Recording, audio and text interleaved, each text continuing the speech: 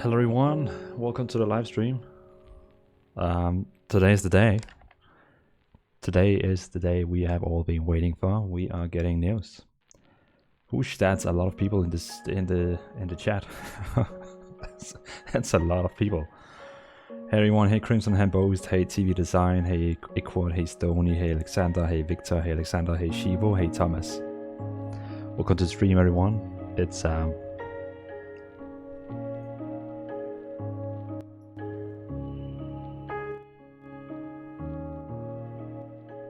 It's getting exciting. It's getting really exciting. It's Hey Peter. Hey Peter.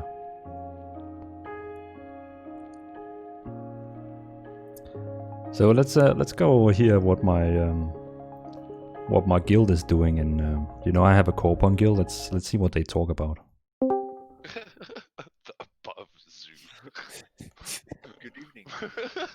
Everyone. Make the whole pathway underground and keep all the animals there we above go. ground. What? Hello, evening, everyone. Yeah. How will you be able to see them? Wait, Then but you call it the mole zoo. If you A dare, zoo from a mole's perspective. if you dare, An you won't see underground anything. zoo. Oh, it's ugly, guys. We It made is something very ugly. What are you guys doing? Oh, hello. 33 know. people is listening to you right now on the stream. What? What? 1,000 at least. What stream? I'm streaming Corepunk right now. We're waiting for the news. You're streaming Seriously? Corepunk? Well, I'm not in the game, but you know we're waiting for the news to get in like a room. Oh, it's Valin, guys. Yeah. Hello. I think it's on Twitch. I was waiting on YouTube. No. It's on YouTube. It's on YouTube. It's on YouTube. I mean, it doesn't show Oh, that you're live. he knows before us, doesn't he? Oh. Huh? Why does it not have the notification? Some people know before us. Life is unfair.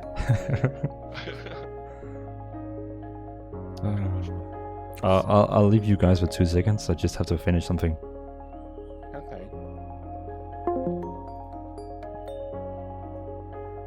Yeah, well, that was my guild. I was just in my guild we have our own social speak room, so I was just saying hi to them. Let's say hi, hey Shadoom, hey boys. TV Design News. Will this game have the Stony, stop it. This game is not gonna have WASD movement.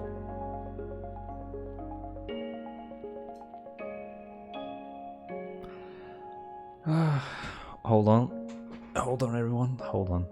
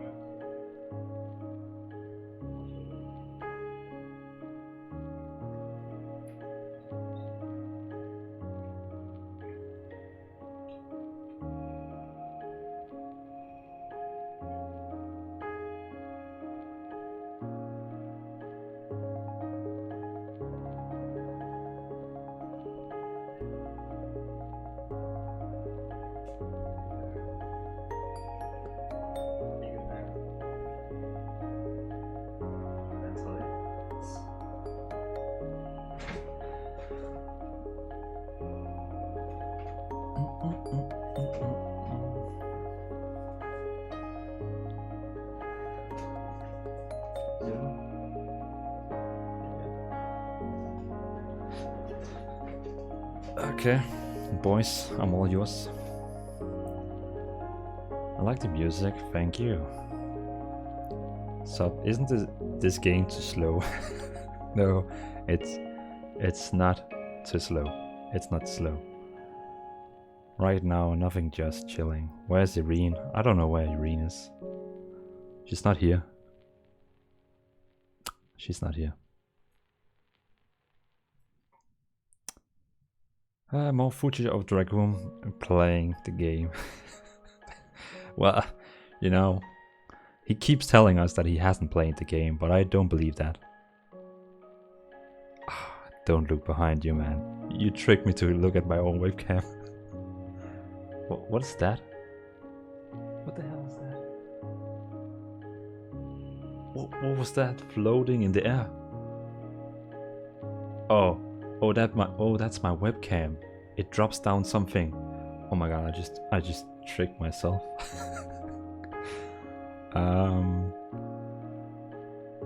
Hey Martin. Oh, Martin, hello. Martin, did you just buy membership? My bot hasn't awakened yet. My bot hasn't awakened yet. Did someone just use money in my chat, because then I didn't see it.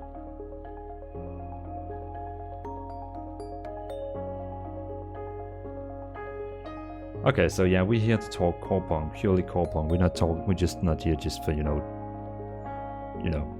we're here to talk Corepunk, and we have some serious things to talk about Corepunk. You know, I know something you other guys don't know, and I'm gonna say it right here. Eugene he's a good hugger. I said it. I said it right here. What are you gonna do about it? And Martin J, thanks for the membership, man. Thanks for the membership. I really appreciate it. My bot wasn't awake, so it didn't say anything. Shame on you, bot. Shame on you.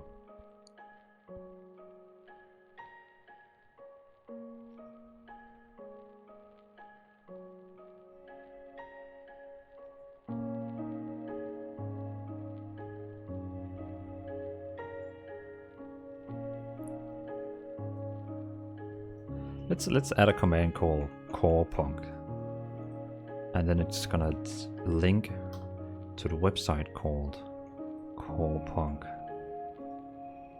Okay, let's see if it works. Corepunk.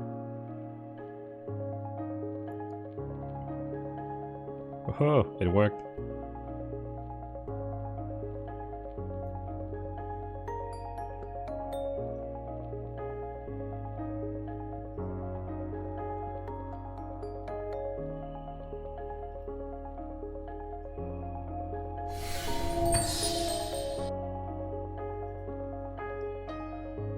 So, how long is this gonna take?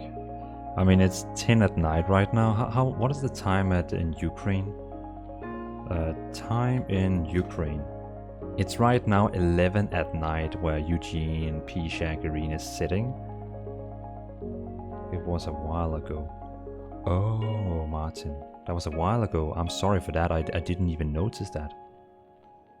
It didn't tell me that you bought a membership.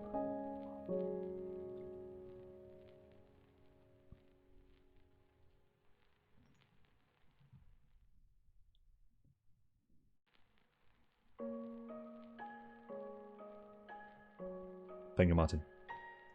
So, what is the time? It's 10 now. I mean, the news should be like here now.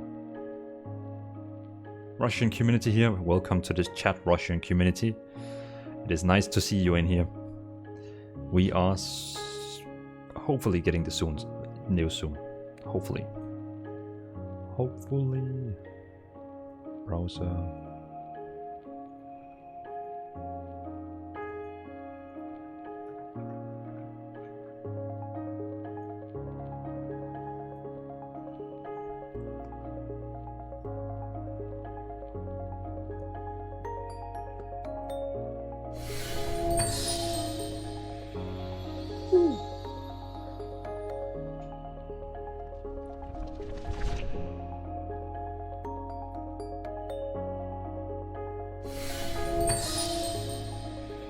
Thanks for subscribing, Thomas.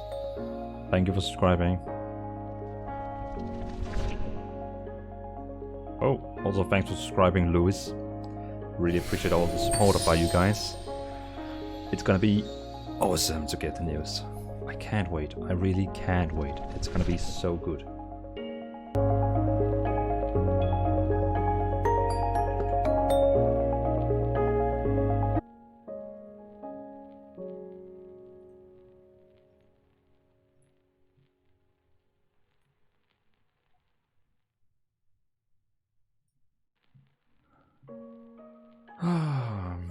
I hope you like the animations of my stream. I hope it's very chill and very cozy. We have the Corepunk gameplay in the background. You can see it's Dragon. And who was the other guy Dragon is playing with? I can't remember the name. I have to see. I have to open up like a bigger window to see that. Well, Dragon, he was close dying there. You know, he's not so good to the game. But that's another story. I just have to watch quickly the gameplay video. Oh, it's Lyofa and Dragon. I see that. I see that. Okay. Huh. Let's put on some music.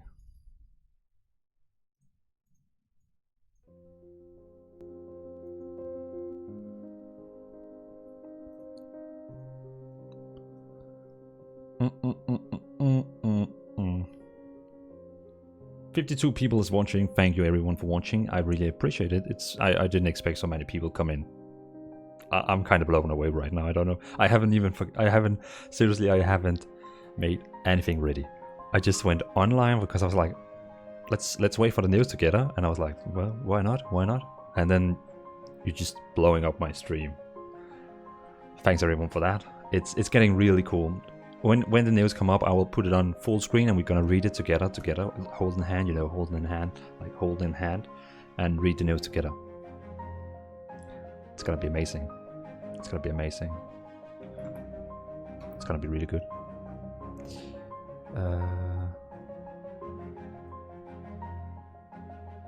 It's gonna be really, really good.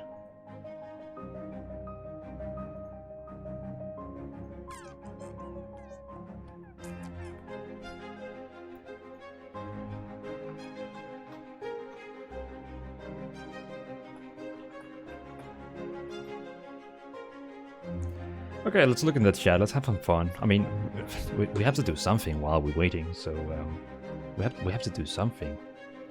So let's see what people say in chat. Do your best, please. Do your best. Press likes. Press the likes, man. Come on, guys. 45 people on stream and only 11 likes. Thank you, Equad. Equad, you have to check that guy out. He's probably the best PvP player in Albion Online. It's like no one beats him. Just everyone, if you see Equad in Albion Online, just try kill him. You can't. Just everyone, like 1,000 people, attack him. You can't kill him. Oh, TDV design. Well, thanks for the subscribing, man. I really appreciate it. Mr. Santos, Dvalin, are you seriously expecting from this news announcement? What are you seriously expecting? I am expecting a closed beta release date. I'm saying it right now. Closed beta release date on this one. I'm saying it right now. It's like closed beta. It's gonna be that. It's gonna be closed beta. I'm just saying it. And maybe Eugene, he's watching my stream right now, like, no, Dvalin, don't say that. Don't say that, because we don't have closed beta ready. And I'm like, I already said it. Are you not entertained? Germany community here. Hello Germany community and hello Russian community. Thanks for subscribing to TDV Design. You're welcome. Oh, I've heard this song before. Yeah, it's from Ashes of Creation. We waited so long, so this is something. Hence so many people, Dvalin. We have waited. Get in the truck, Stony K. What song is this, Dvalin? It's Ashes of Creation. Just search on YouTube, Ashes of Creation theme song. Wonderbread, I have to drive home from work in a few minutes, so I'll have you on the radio in the car. Wonderbread, that is totally cool. I look forward to being your radio and pump out your stereo in the radio with my deep manly voice. Boom, risky bet. I know it. It's a risky bet. I liked and I subscribed. Thank you, Philip. If you are See, that's the funny thing. If you have a YouTube account and you are hiding who you subscribe to, it will not tell me you have subscribed and you will not be on my, boom, because your YouTube's followers hide it. That's how YouTube works. But thanks for subscribing, man. Thanks for subscribing, Philip. Run-in, it's release day or still some news? It's just news. It's just news. it's I, we don't know, but I don't think we're gonna play today. It's probably just news, unless Eugene he calls me now on my phone and it's like, "Hey Dvalin, do you remember me?" I'm like, "I'm not sure," and he's like, "It's me, Eugene." I'm like, "Okay." Say the magic word, and he's like, "Corepunk," and I'm like, "Okay." and he'll hand me over beta.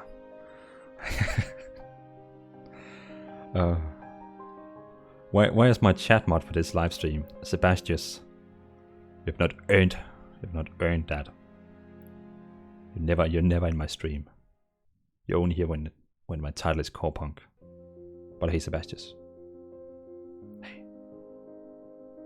Nah, I don't want any moderators at the moment. My live stream is too small for that. It's like I can manage that myself at the moment. Hey Seb, Victor is saying Sima Ketepol. Yeah. And Bartek is saying yeah. And Sebastian is saying, okay, I'm not gonna read that because I'm just gonna butcher it. Is it just going to be another podcast or a post on the website? On Denny, I'm pretty sure it's gonna be a post on the internet with a lot of screenshots and news and all kind of things like that. I have not heard. Okay, news series. Series. I already cancelled that series. I have not earned. Well, okay, you help me. Well, you know what you got from that. You're not gonna start that debate now. But now you have 56 people. I know, and it's amazing. I've never. It's like, I'm blown away.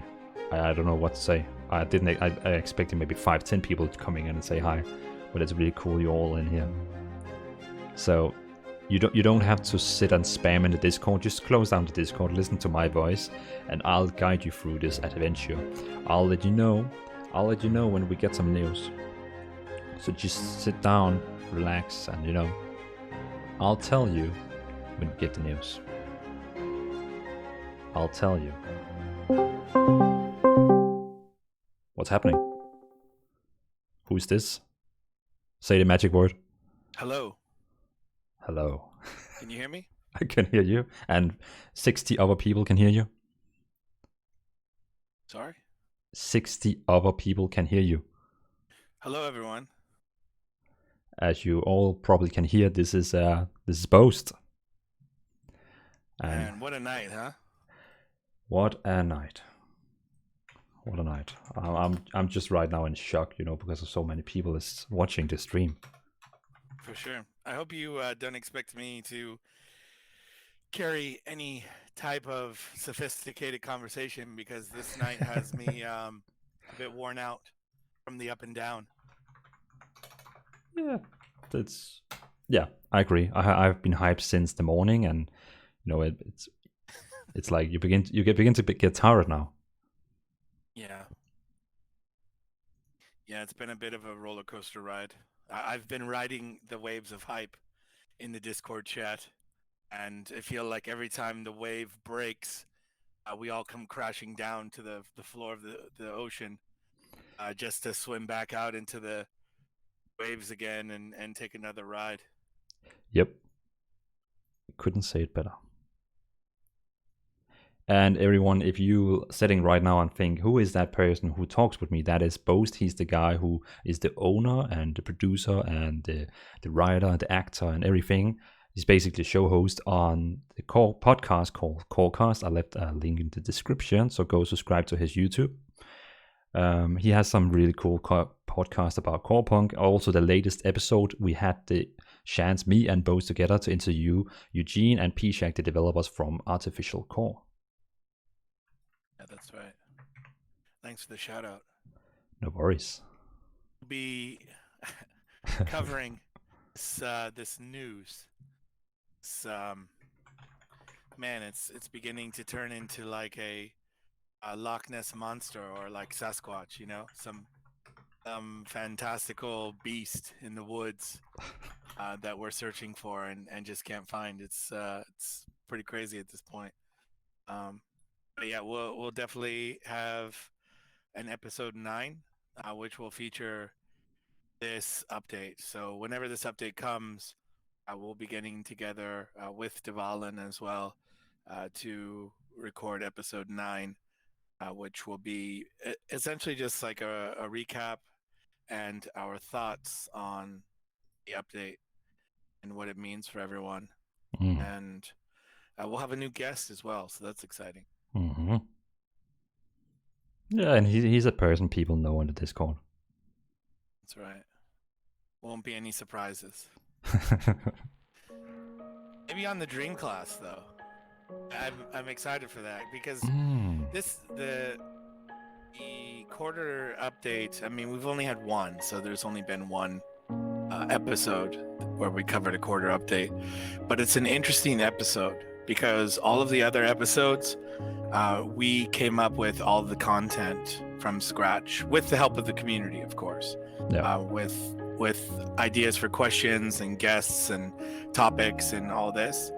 But with the quarter update episode, the content is already there, which is, on the one hand, it's a good thing, but on the other hand, it's not such a great thing for creating a video unless you're like a super fast video editor like Devalin. To create a nice piece of content afterwards to cover it. With the podcast and covering all those topics, it definitely takes a lot longer. So that said, it comes out after most people have seen the topics, so it definitely didn't have as many views as some of the other episodes we did. On the one hand, it is what it is.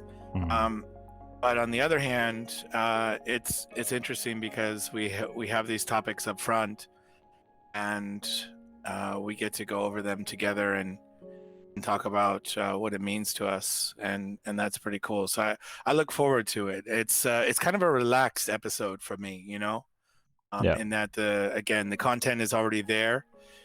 We just get together and have a nice conversation about what it means. Yeah, definitely. And it's gonna be nice also to hear what our secret guest, that's right, Dream Class, what his Dream Class is, and how much he's gonna tell us about how much he loves Elanians. That's right. Oh man, I'm gonna be ganged up on in this one. I'm gonna be outnumbered for sure.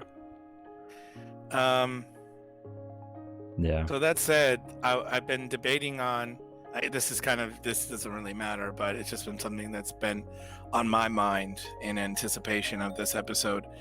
Is should we do the Dream Class and the introduction of our guest at the beginning, then jump into the content, or do we cover the content first? I think we would do the introduction first, so we get to know the guest, and then we jump into the content, especially because the content will be familiar content with most people. Does that sound good? Like good and right to you? Yeah, for me, I think that's the best solution. Yeah. Oh. Yeah, same here. Now you can better hear me. Oh, yeah. I forgot to drag out my microphone because I'm using one microphone to stream and one to you. Okay. Can you? Am I sounding okay to everyone? I'm on. You wouldn't even believe the headset I'm on right now. No. Your sound is totally perfect. I'm gonna take a photo. You're not gonna believe it. While you take the photo, I'm just gonna catch up on the chat. Okay, let's see what people say. Crimson is saying there are 47 people sitting in the voice chat on the server talking. That's pretty insane. Pedro, Dvalin, where are you from? Pedro, I'm from Denmark. Hey, Light Train, it's nice to see you. Long time no see. Pedro Henrik, Danes. Live Corecast. Yeah, Peter, you could pretty much say that. It is the live Corecast here. That's right. Midratas, is there any chance of getting news of the beta release date? We don't know. I mean, hopefully. Yeah, 100%. Pedro, what time is it? What time is it in Danes? Well, here it's half till 11 at night, so you can say 22:20 right now. Shane, so this is a developer live stream? No. We don't have any plans inviting developers unless one of the developers is watching this right now and want to jump in with us. I mean, Eugene, if you want to talk with us, you're welcome. I think they probably got different priorities right now. Yeah, definitely. They must be like, I can only imagine. I don't think this isn't ideal for us, right? To wait. I mean, we didn't have a specific time, but we had an estimate of time. You know, like a general time frame with evening in a certain and specific time zone. So that gave us enough, and I say us, I mean the community as a whole, to kind of get overly hyped and in full of anticipation of when this would happen. And so, you would be lying if you said this isn't ideal to sit here now at 11:30 with no news yet. But I'm trying to put myself in their shoes and empathize with them, because if it's not ideal for us to sit and wait here, if this is kind of starting to be bothersome, imagine how it is for them. There's clearly something that's keeping it from being delivered, and that's got to be super stressful for them right now. Yep, 100%. They are probably right now working their asses off. Yeah. By the way, a nice headset you have on. Oh man, Pink is definitely my favorite color. I mean, the cat ears is what really sells it, I think. Is it like a Diva headset for Overwatch? It's a Razer with like a customization kit on it, like an official Razer customization kit. I don't think it's like Overwatch specific, but yeah, they have a whole line of this. Yeah, that's what happens when you share things with your family. Yeah, it's at least the sound quality is fine. Look, I would rock this. I'm not saying I wouldn't rock this. I am rocking it right now. But yeah, it is what it is. Just don't know what the sound quality is like. So No. The sound is fine. Okay, let's we still have some to catch up on. Yeah, go for it. Okay. Okay, there we go. Maybe developers will deload the game a tad. No, anyway, to me it's very strange they are keeping to work till late. Definitely something huge is going on. Yeah, Mr. Satos, I agree with you. It's strange they wait for literally last second for the news. Well, little Tuneki, I'm pretty sure something might went wrong. Maybe they set the expectation too big, so they thought they would be finished now, but they still finishing it. And I think that's probably the most accurate what you said right there. Yeah, they probably thought they could do it in 2 hours, but they needed 6 hours. Exactly. And we're all guilty of this, right? Like, we all do this in our daily lives and in our workplace and whatever we're doing, right? Like, I do for sure. I'm definitely not saying like this, this isn't a bummer for me personally right now, because I really hope to have news by now and to be talking about it. So I'm not saying that at all, but yeah, I mean, it's really easy to anticipate, or you said it best. You said it best. Another one here. Philip is asking, do you speak Danish? And I actually answered him in the chat, said yes, and he says, say a word to us. Well, I can tell you that I love Corepunk in Danish. Jeg elsker Corepunk rigtig meget, og jeg synes, det er super fedt. Genau. Getting out. So that was some Scandinavian here. Ryan is asking a question. Will this game be able to hold its own against Lost Ark when it comes to the West?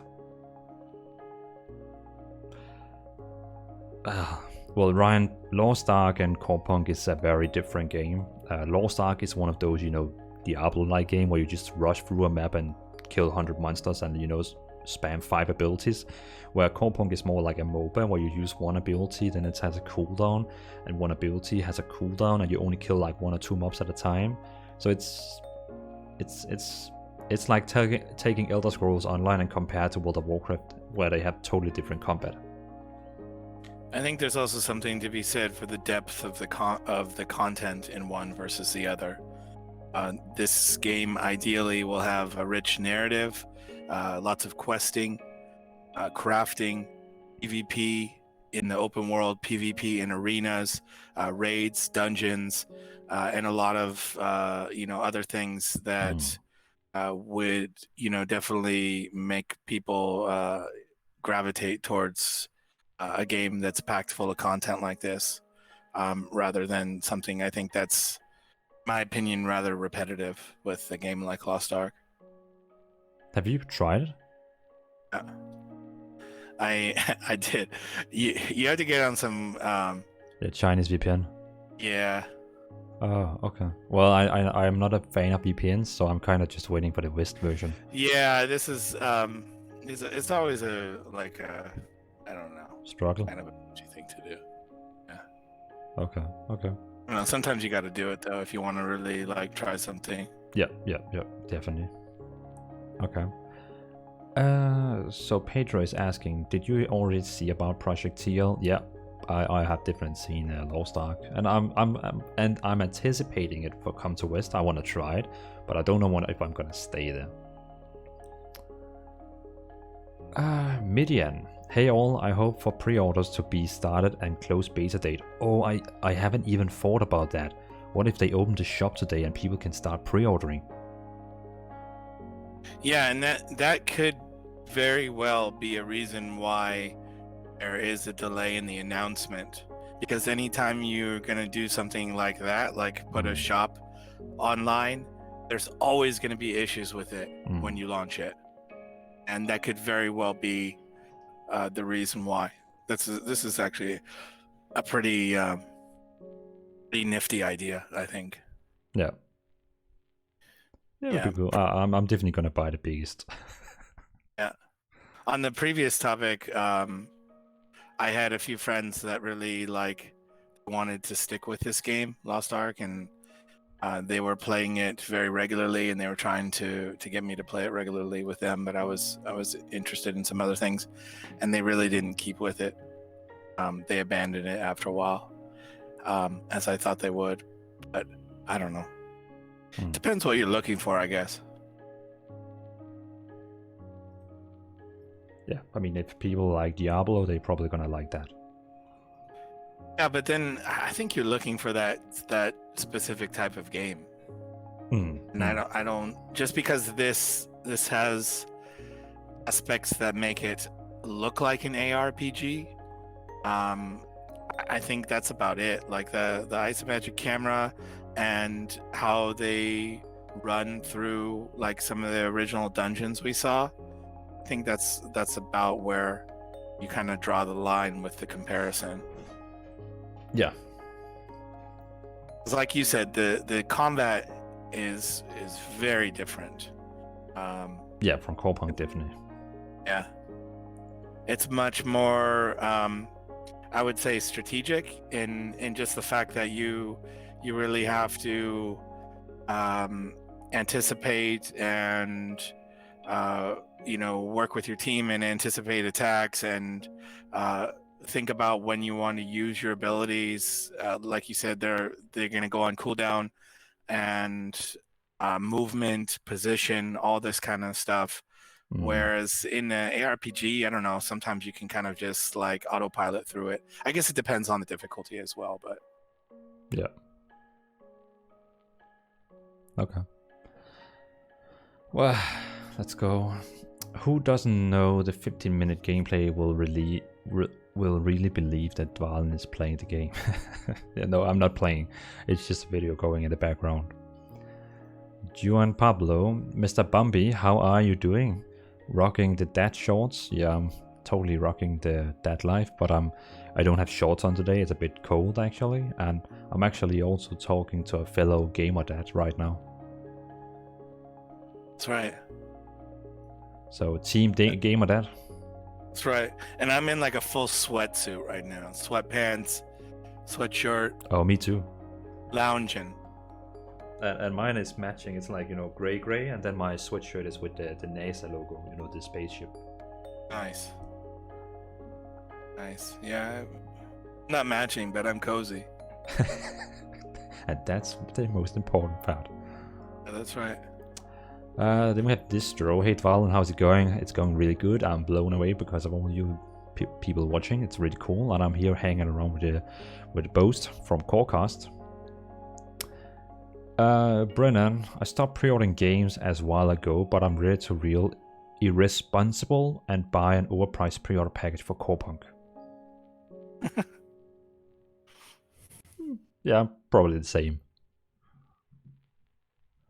Iquad, Brennan Kurt, same thing. Why Sebastian has a countdown stream on Discord? Does he that? Oh yeah, I can see he's streaming a commando prompt or something like that, counting down. Okay. Who here didn't do their homework on the bus on the way to school? Well, I left school many years ago. How many players are in a group in Corepunk? It's 4. Oh, we're so behind. So, okay, thanks. So my girlfriend will be in. Ha ha ha. Yeah, TD is assigned. You can play with your girlfriend and 2 friends. But then you don't have a place on me.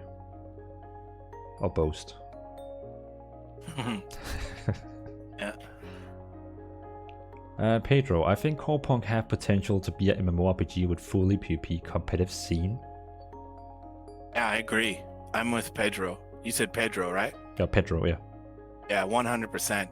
I know this is getting way ahead of ourselves because this is, especially on this night where we're just waiting for like a crumb of news,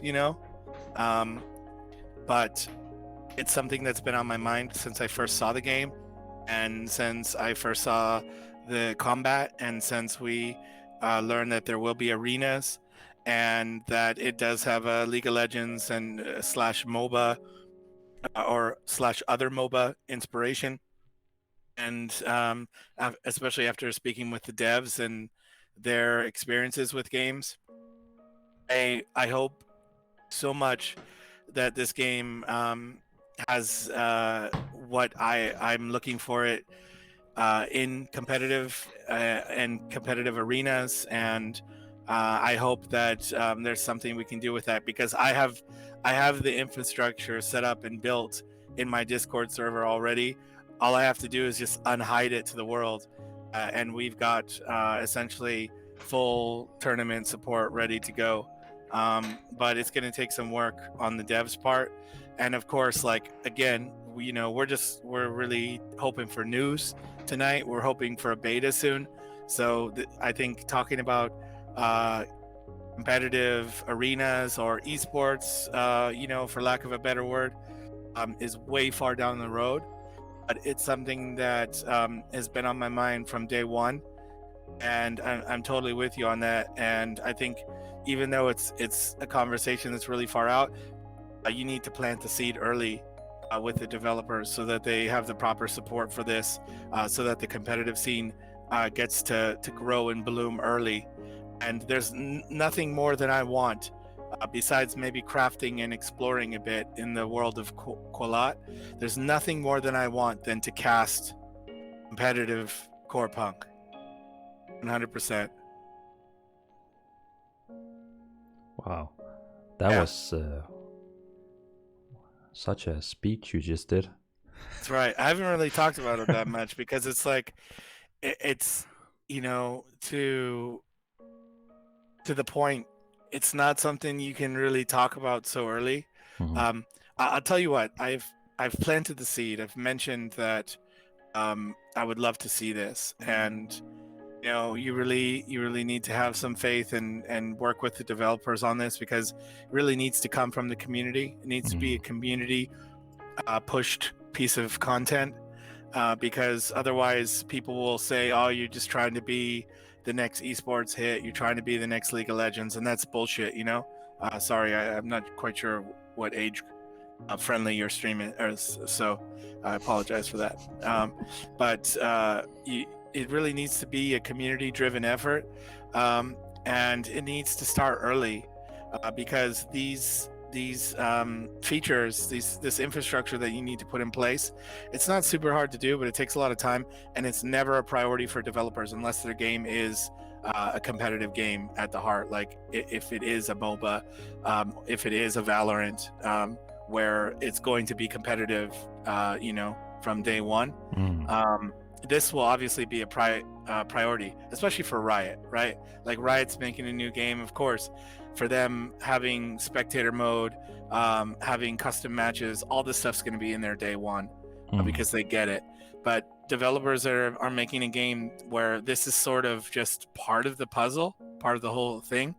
It's not going to be a priority for their development. It's always going to be put on the back burner because of that. I've seen it time and time again on games I've worked on, and games that I've played, and where, you know, you tell them every day, like, you really need to make this a priority, and they try, you know, bless their hearts, they try, but they have a schedule and they can only fit so much into that schedule, and so it usually takes a lesser priority.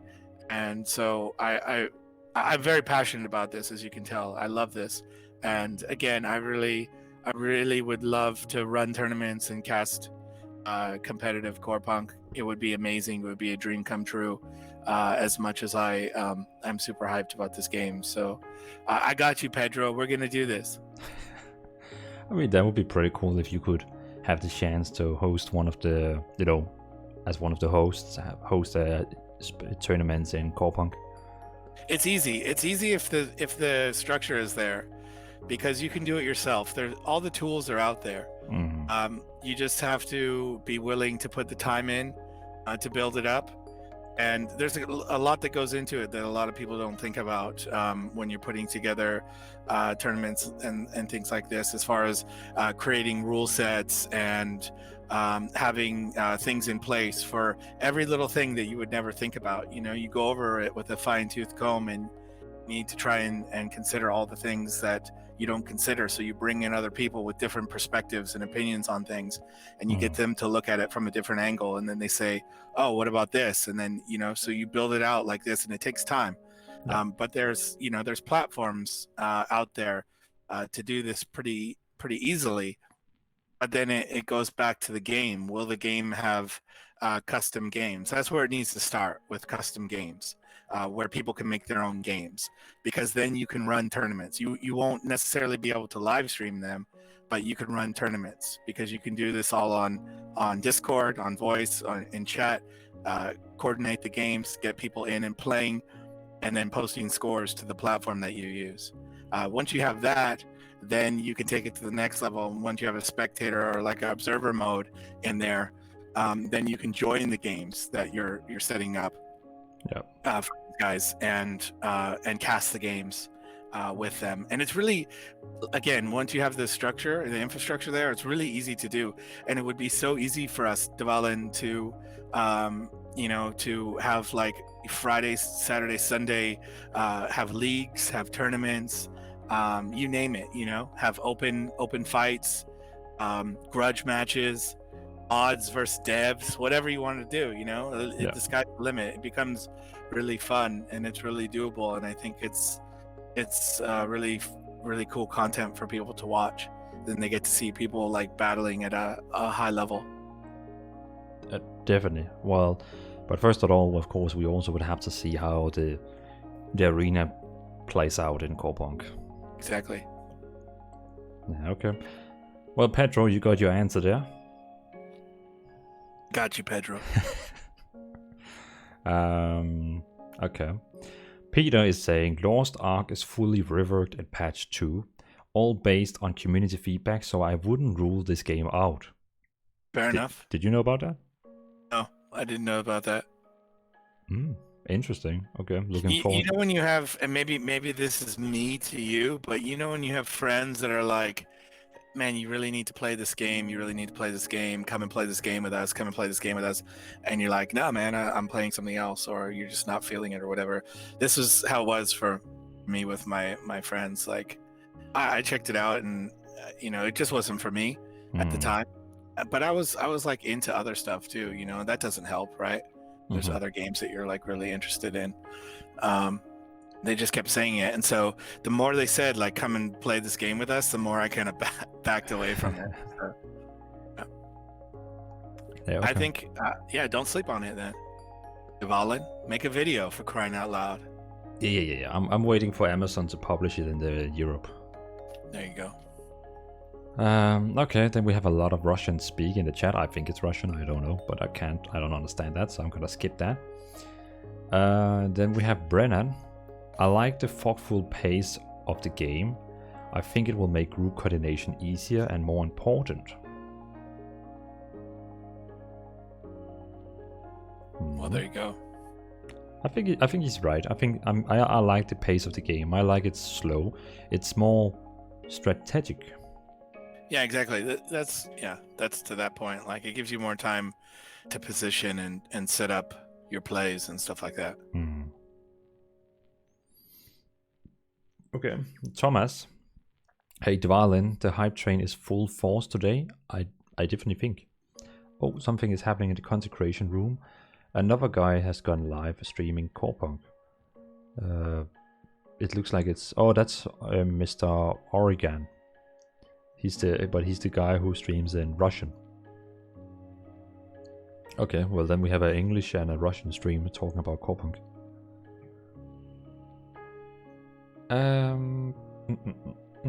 Next person. There we go. I'm wearing a mustard-stained army sweatshirt from 15 years ago. Oh, Boast, someone is joining our sweatshirt club. Love it. Mustard stained. Kind of mustard. Is that bike?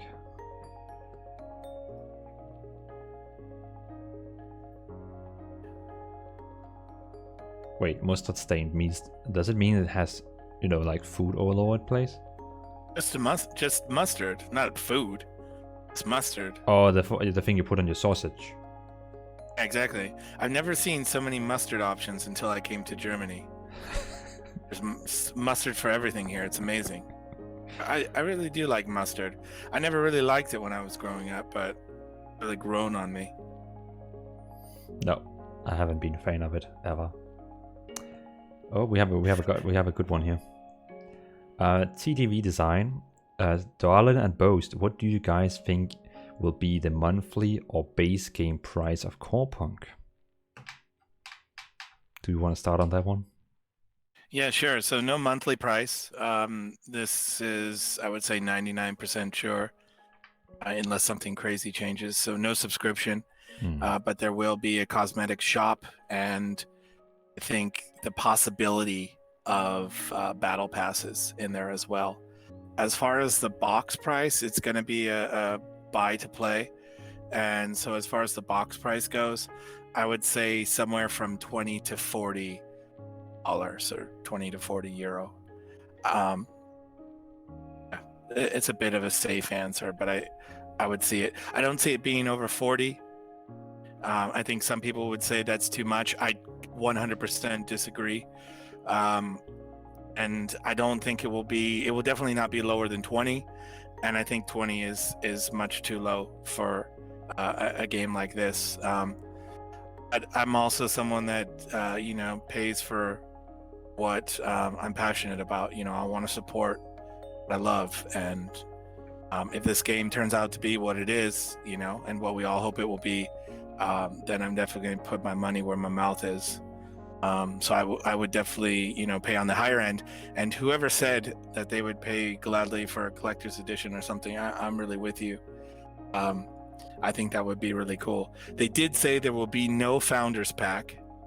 So there won't be like an early buy-in, which I think is nice in a few different ways, which means like, I don't know.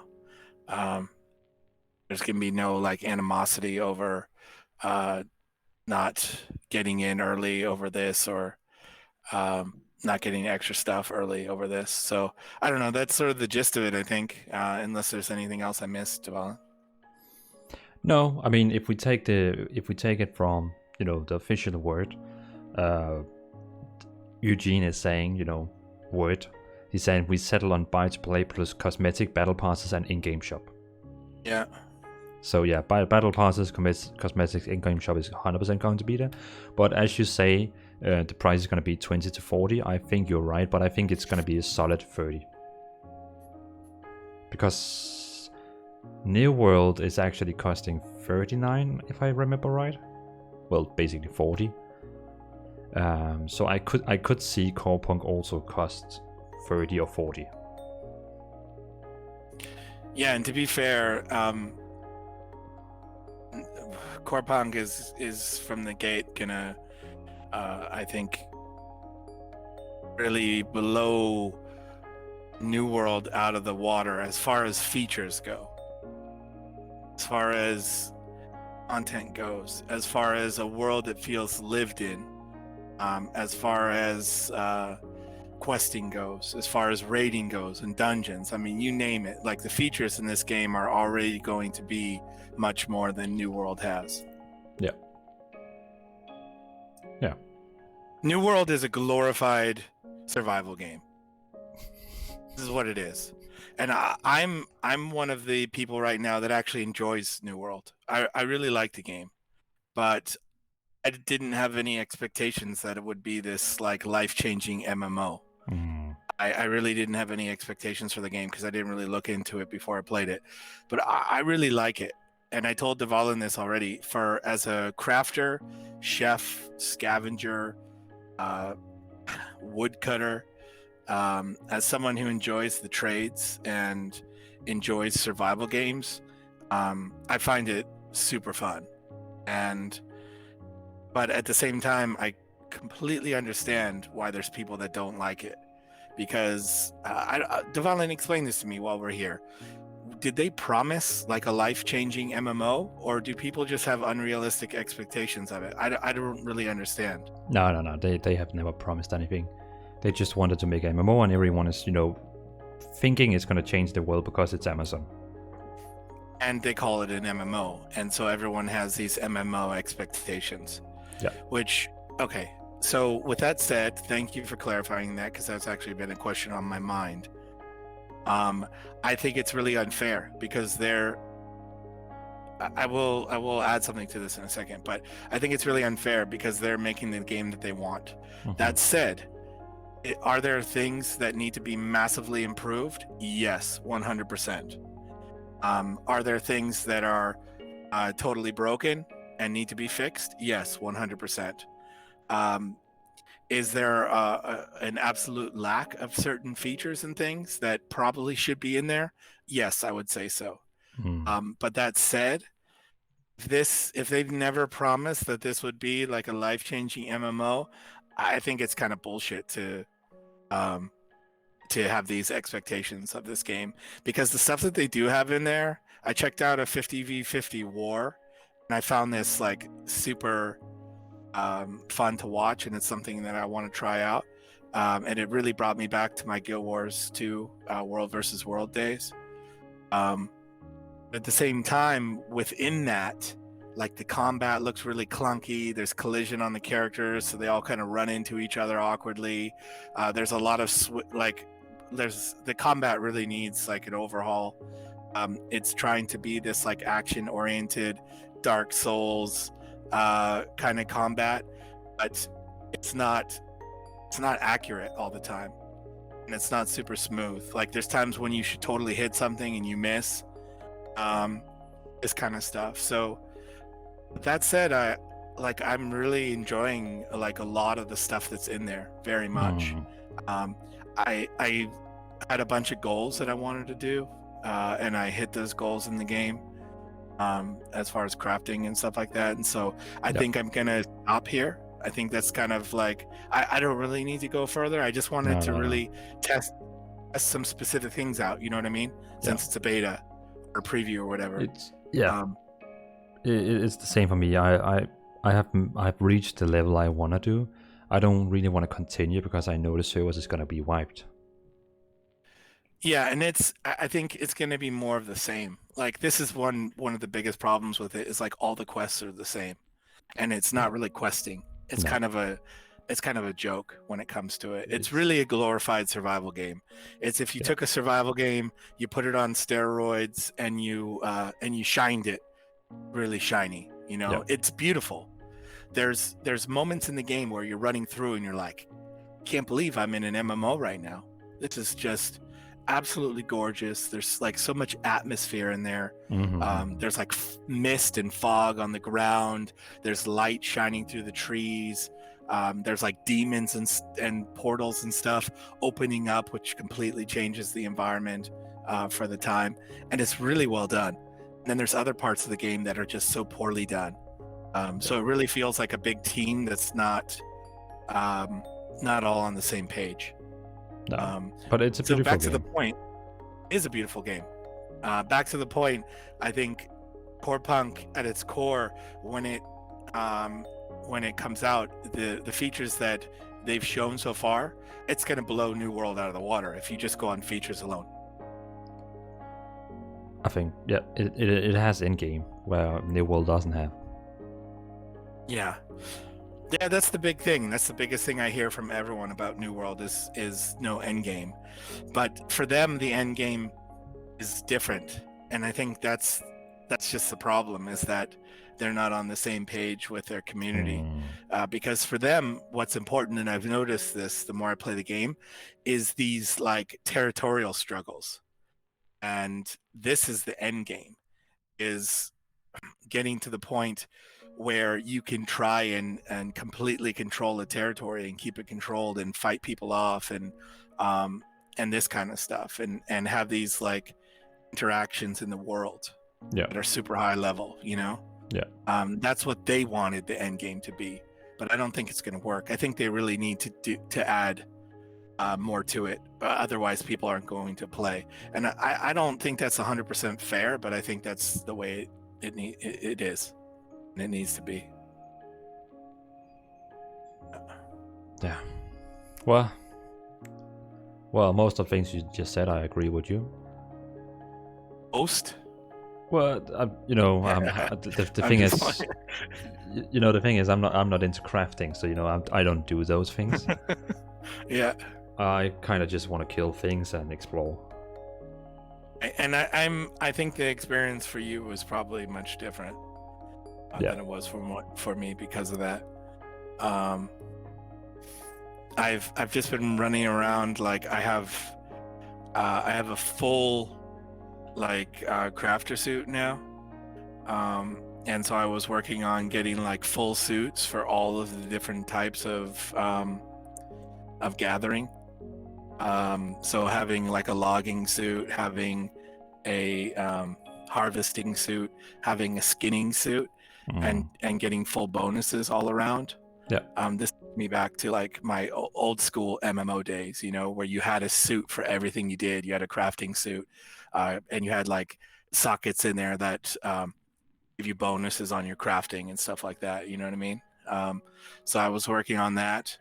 I was working on crafting ammo because I'm super into the musket, and this was one of the things I wanted to really try out in the preview was the musket, because in every game that has every MMO kind of game that has a shooty kind of character, it's always never part of the meta because they're always so vulnerable, to just getting rushed on and getting massacred by melee characters who have like a distance closer, so I wanted to test that, and so part of that is having ammo.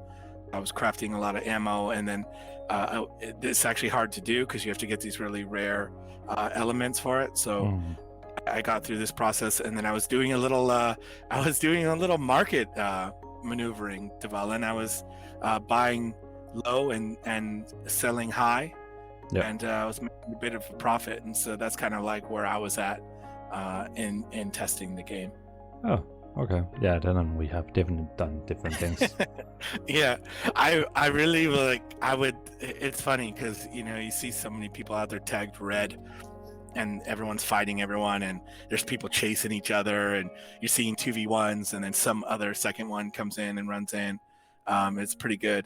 So I was doing like a lot of watching PvP and just kind of bird's eye view of the whole thing. So, but yeah, definitely different aspects to it. So I get that, like, I don't know if this isn't for someone that's looking for a big MMO, Yeah, but we're gonna see. The game is gonna shut down now for 6 months. They're gonna receive probably 100,000 of feedback, and then we're gonna see how the game turns out in 6 months.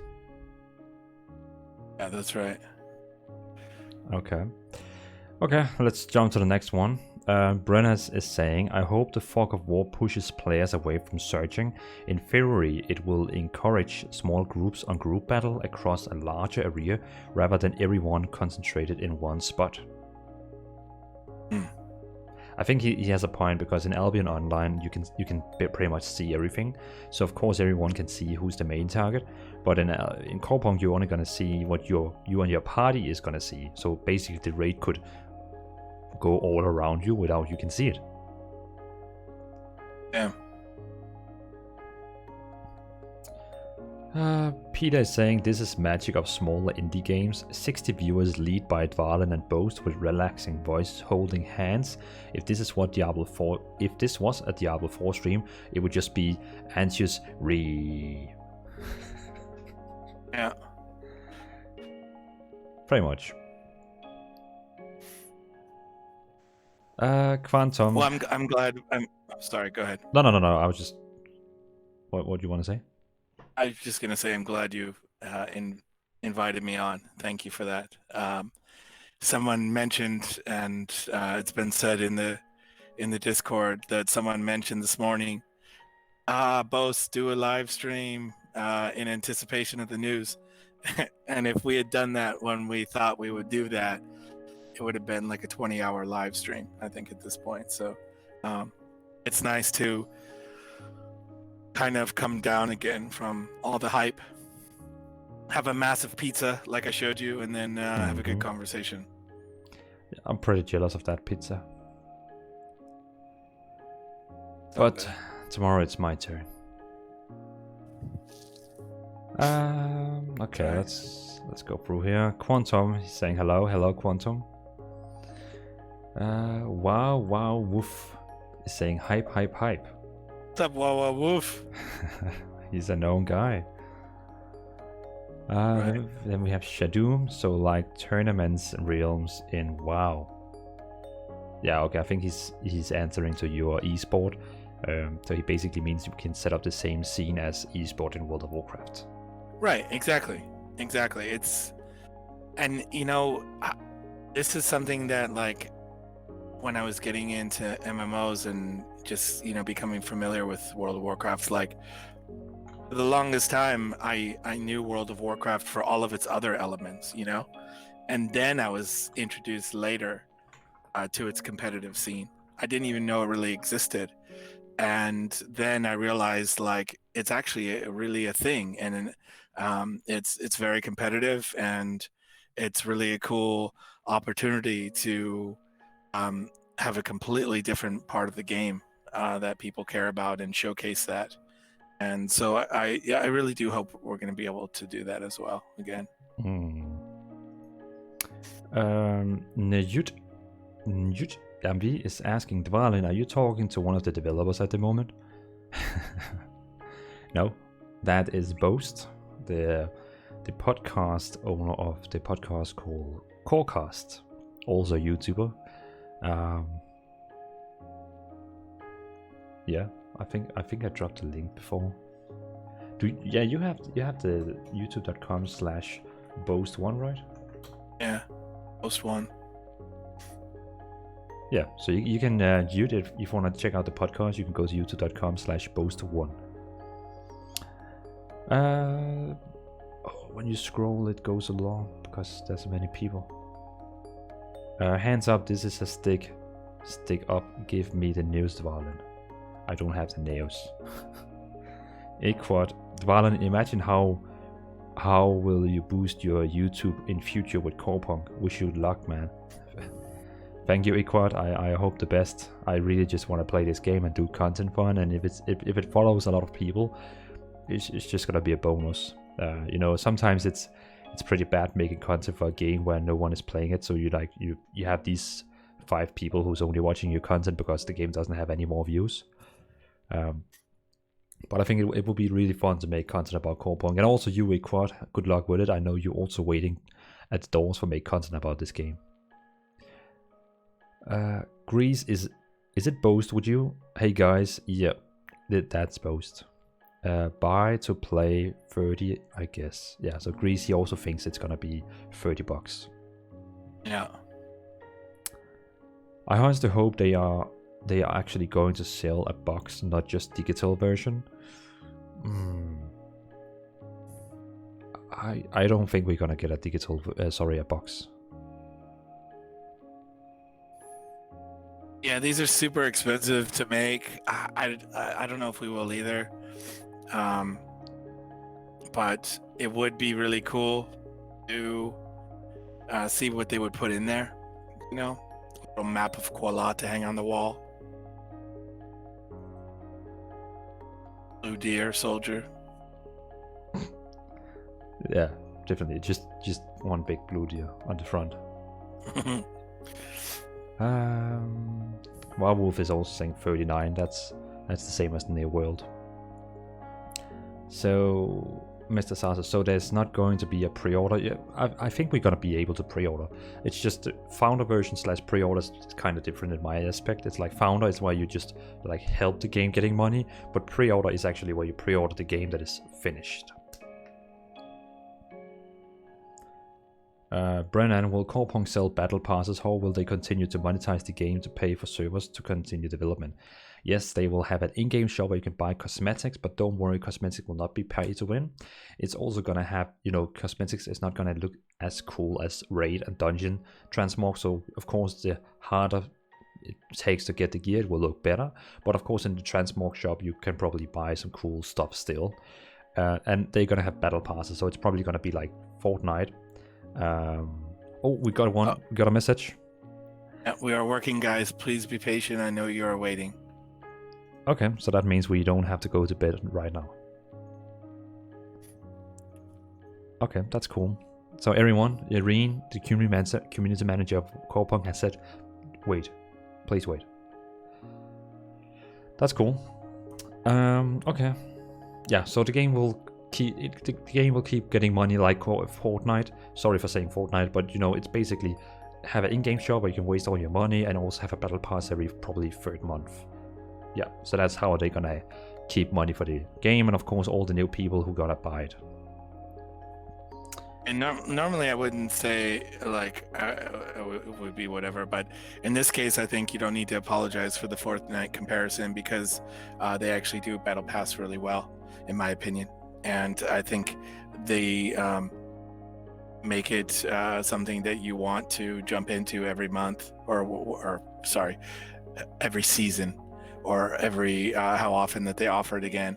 And I think they have really good offers in there, and they also give you an opportunity to monetize what you spend back and put it back into the battle pass again, which is, I think, a really cool way of doing it. So.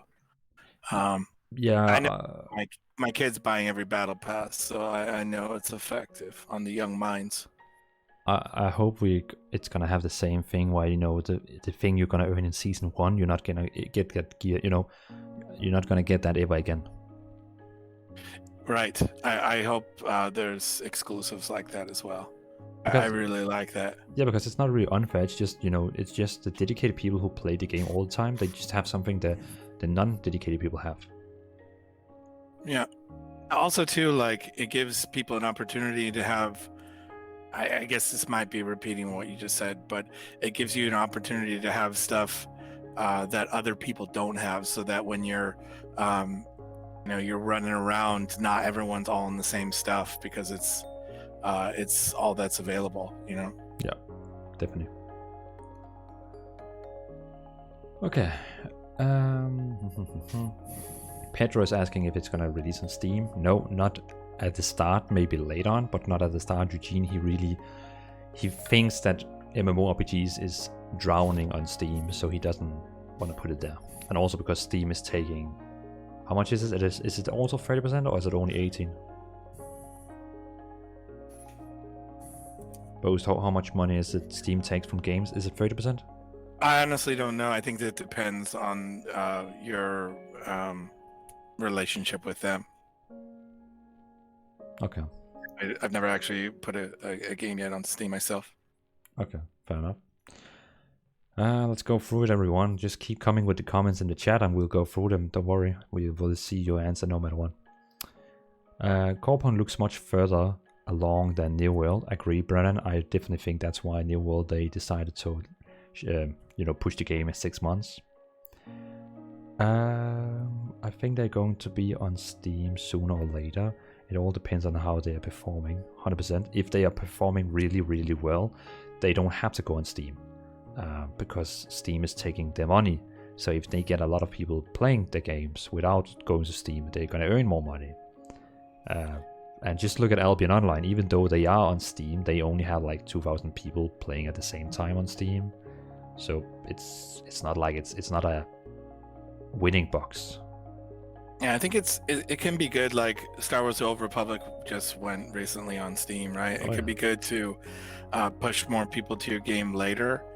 But I'm really excited that they're on their own launcher. I even, maybe this is just like the artist side of me, but I actually really like launchers and how people can or some developers make them like very intricate and very stylized and that sort of thing. And I think it will be cool to see what they put together for that. No, I agree with you. It's like every time I download a launcher, I'm the same excited for actually playing the game. Because I want to see how they made the launcher. Exactly. Yeah. I think also too, like the cut that Steam takes is definitely depending on your relationship. But since this is kind of their first game, they won't have much of a relationship with Valve. So they're definitely not going to be on the winning end of that. Yeah, we'll see. Okay. Grease is saying hype on New World side, but this Corepunk will win players over time. Yeah, definitely, yeah, like we talked before about. TDV Design is saying thanks for answering the price question, you are very welcome. Pedro, hopefully they will have a correct regional price. If not, I can't see this game doing well here on South America at 40 euros. Oh yeah, that's true. The correctional regional price thing is like, it's crazy because games, regardless of if they're digital or box games, are like $10 more in Europe than they are in the US. And it's crazy how games are priced. Game pricing is really a weird thing because it's so rooted in like this old ideas of how to sell stuff.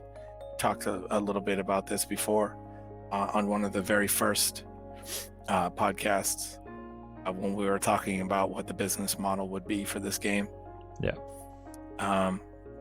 But like the $60 box product is kind of what led the charge for everything. And then everyone else kind of, rallied around that and then set prices everywhere else. And I think it's super unfair to not have prices that are flexible depending on the region, especially with a digital game. You don't have to ship anywhere. This is crazy to me that digital games can be so much more expensive in different areas than in others. This is really stupid. Yeah, I heard about, for example, hardware. The microphone I have is like, it's an okay price in Denmark, but if you take the same microphone and take it to South America, it's like no one can afford it. Have you noticed that Irene got a new color on her name in the Discord server? Yeah. She's not anymore red like the other guys. She's now like purple red, and she's Community team. Yeah, community team. That's something new. Yeah, well, maybe team means that she's gonna get some help finally. Yeah, they're gonna be more people or something like that. Okay. Okay, so let's go to the next comments. We are 20 minutes behind in the chat. 20 minutes. Yeah. Oh, damn. Sorry, guys. A lot of that's due to my rambling, so I apologize. I'm ranting. Well, I mean, we have to do something while we're waiting for the news. Okay. Juan, oh yeah, Juan. The thing is, every new MMO that looks promising, people say it's a WoW killer, and they are definitely not lol. Oh, the good term, WoW killer. This is the reason why so many games fail. Mm-hmm. Because everyone sets them up to be the next WoW killer. Why do they even need to be? Nothing's gonna kill WoW except itself. Yeah. You know, Blizzard's gonna kill WoW before any other game does. Yeah. So why does this game need to be a WoW killer? You know, this is the unrealistic expectations that get set up by people that it will never hit, and you know, you have people saying game is dead on day one, which is just, as a developer, this pisses me off more than anything else. Like, it doesn't need to be a WoW killer. It needs to be sustainable with a good, healthy player base. No, I agree, and I think was that Pishak or Eugene that said that, or was that New World Developers? No, wait, no, that's the guy I interviewed from Defend the Night, where he said, no, everyone who goes after being the WoW killer is gonna be fail from the start. So it's about making a new kind of MMORPG instead. But yeah, you know what I mean. Yeah. Okay, next one. Master Satas, I think Corepunk is going to have its own player base in the end. Definitely, it's going to be like Albion Online, where Albion Online has a really strong community, but it has its own community. And I also think Corepunk is going to have its own community. I don't think it's going to be a mainstream game, sorry, but I think the game is still going to be big Corepunk, but it's still going to have this bubble of people, because a lot of MMO players, they want third person, so it's not going to be for them. And a lot of people, they want Diablo-like games where you just hack and slash through thousands of monsters. It's not going to be for them. So it's going to be this group of MOBA / Albion Online players. You know what I mean. Yeah, that's to the same point. Like, it doesn't need to try and take anything down. No. It needs to be sustainable as a niche game and have a healthy player base and be sustainable for both the players and for the developers. If it can do that, then this game could be alive for a really long time. Yeah, they just need to have their own group. Okay, Brennan. New World hyped the scale of their game, then when they revealed that PvP was mostly limited to 50 versus 50 instance, many players will never get to experience. There was a big oversell by Amazon. Yeah, I don't like that. I don't like that they have this battleground that some people will probably never get to experience, because you either need to have a guild where they actually actively pick you to join this war, or you just need to be random and lucky to be picked if the guild doesn't have enough people. I don't like that. They need some kind of a PvP where you can queue up and have fun, and you don't need to wait on some kind of a board that tells you tomorrow at 4 o'clock you maybe can get into this battleground. I mean, who the hell at Amazon thought this was a good idea? Yeah, could you imagine like how different World versus World would be in Guild Wars 2 if it was like that? Oh yeah. Nope, sorry. You didn't make the cut. Try again tomorrow. Oh. You get to play. But instead, you could just run in there anytime you wanted. Yeah. And just be a part of the chaos. Yeah. Definitely. Of well more than 50 versus 50.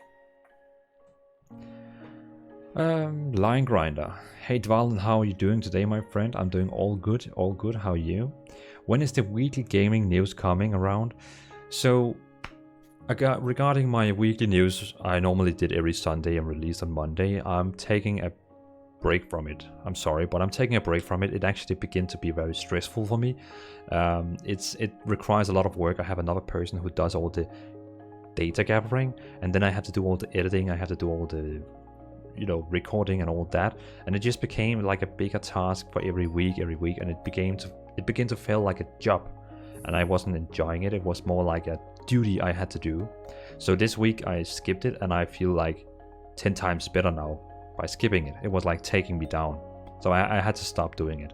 So I might do it again later on with less games on and maybe more MMORPG focused, but it might come back. Next one. Grind for grind, but looks cool.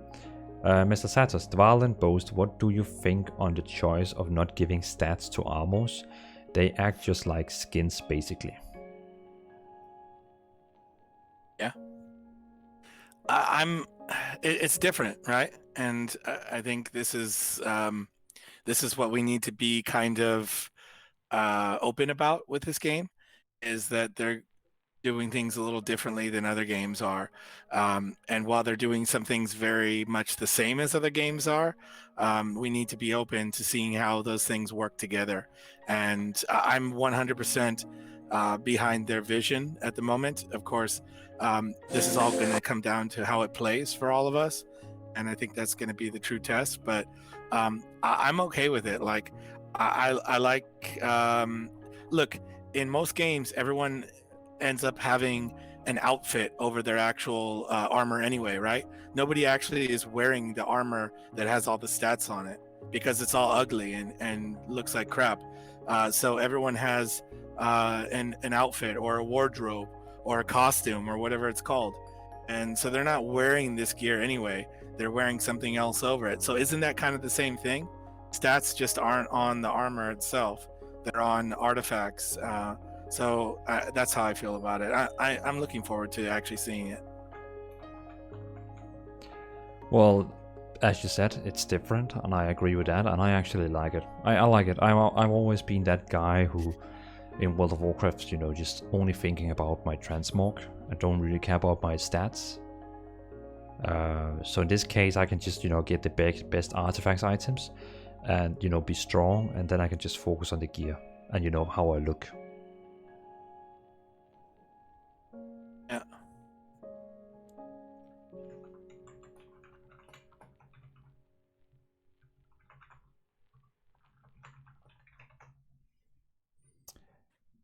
Pedro, 50 versus 50 is just a mess. I've never seen anything truly competitive with more than 12 players on a map. And I agree with you, Pedro. It's not competitive, but it's fun. It's like having the idea of you are so many people on the same map. It's just fun. It's like a big mass. It's like, yeah, it's never gonna be competitive, but it's just fun. And to be competitive, you really would have to have communication between everyone. And I mean, Guild Wars World versus World got pretty competitive, but it was never an even fight, right? There was always someone in calling reinforcements or having more people on at a certain time. So I don't think there was ever a really truly even fight. So without it being truly even, it's really hard to be competitive. For that to be competitive, they would really have to be communicating with all of those people, and I don't think that's necessarily possible. Maybe they could pull it off. Have different you have different squads anyway in there, and have those different squads coordinate and flank and this kind of stuff. But again, that would just be more fun than more competitive, like Devalin said.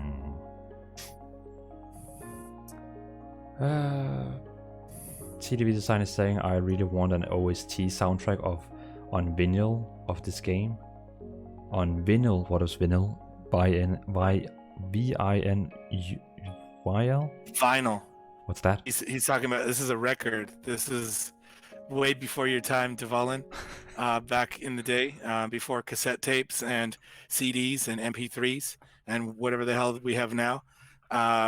There was these pressed vinyl, which some people wear on their bodies, but other people press it into these disc-shaped things called records or albums that they would play on a little spinning platter. It's called the Plattenspiel here in Germany, and it has little grooves in it, and there's a little needle, and it plays a song or two.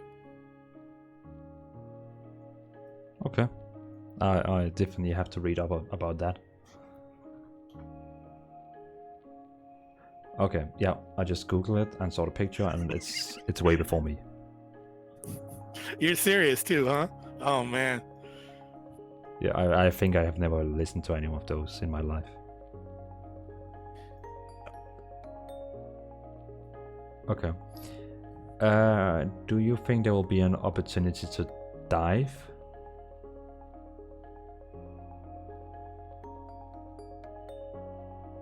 Wait. Sensei is saying the music is too loud, and someone is saying no, and then Sensei is saying it's good, and then everyone is saying it's fine.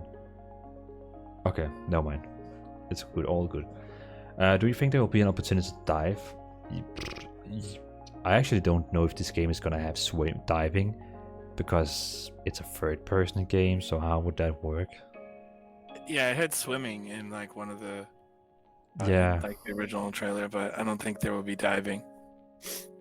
There's not really a lot of depth in the world so much, except for what we're going to be able to jump up and maybe climb. Okay. We still like 20 minutes behind in the chat, and people is complaining. Okay. I'm catching up now. Okay. Shadoom, chat is super delayed. I know. Irene is typing. I know. 30%. If it reaches 10 million, they will take 30%. Under 10 million, it will take less. Okay, that's about Steam. So if they take, if the game gets $10 million, then it will be 30%. Albion Online has 9,500 right now as we speak. That's actually pretty good for Steam, because that's 9,500 right now. And that's the problem with Steam database. It's cheating people, because people think, oh, only 9,500 people is playing this game. No, that's right now. Every minute, concurrent viewers. Yeah. Exactly. Every minute and every second, someone logs in, someone logs out, and probably over. 9,500 is probably equal to maybe 200,000 players on one day. Just throwing out numbers. And the point is it enough to keep the game going and keeping the game alive and feeling full, and giving the players the competitive, engagements that they want, giving them enough people to play with? I think the answer is yes, right? So yeah, that's what's important. Yeah, definitely. Yeah, I tried a game recently on Steam, and I wasn't able to find any matches, because then I went on to steamdb.com, and it said, okay, only 3 other people is online. Okay, then we're not able to do this battle royale with 50 people. How big is the Corepunk dev team? It's more. Did they only say 100, or did they say 200? Sorry, what? How many people did work for Artificial Core? Was it 100 or 200? It was 100 the last time they mentioned a number. Okay, 100. It says on the website as well. Okay. 100. Okay. Pedro, I disagree with Boast. On the regional thing, you can't expect people to pay 40 euros in a game on country that minimal wage is 200 euros. WoW only it's a success here on Brazil because the monthly subscription cost 4 euros. Said we should have regional pricing. Didn't say we shouldn't have regional pricing. Yeah, I think I said misunderstood. Yeah, we should have regional pricing. I think it's dumb that we don't have regional pricing, especially with digital content. Like, there's oftentimes, I'm in Europe, right? And there's games that are being promoted in the US for so many dollars. And then I'm like, oh, that sounds okay, right? That's a reasonable price. And then I'll go to look for the digital price in euros, which is worth more than the dollar. And they want me to pay 80 euros. For something that's $60 in the US. When 1, the euro is worth more than the dollar, and 2, now you're already like increasing the price as well on top of that, and it's a digital content, which has no reason to be more expensive. I totally agree with you, Pedro. I'm not saying that it should be priced the same. I think we're on the same page here. I think it needs to be regionally priced. Sure.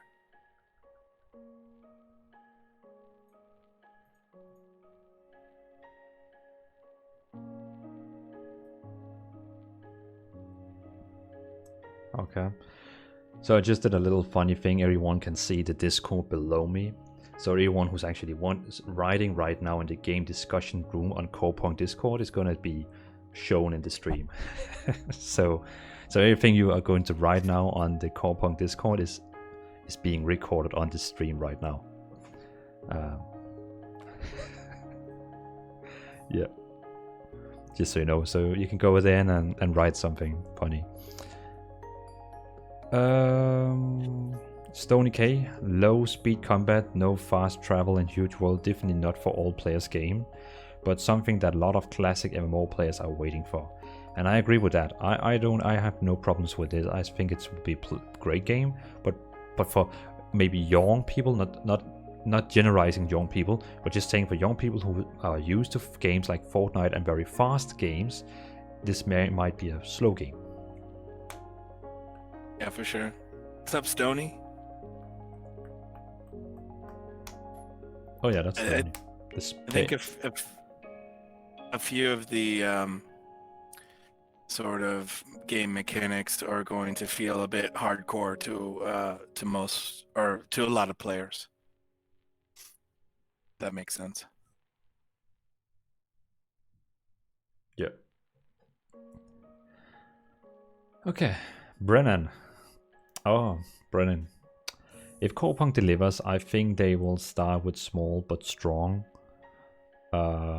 Sorry, I got distracted by the Discord chat because people's Potato Berg, he said sub Dval stream, and fellow said Dval and marry me. Let's take over the stream, the Discord. No, then the moderators is gonna hate me. I think they already do. Okay, let's go to Brennan's question again. If Corepunk delivers, I think they will start with a small but strong fan base and slowly build into a much larger game. Corepunk looks great and has this broad appeal, but not as much marketing yet.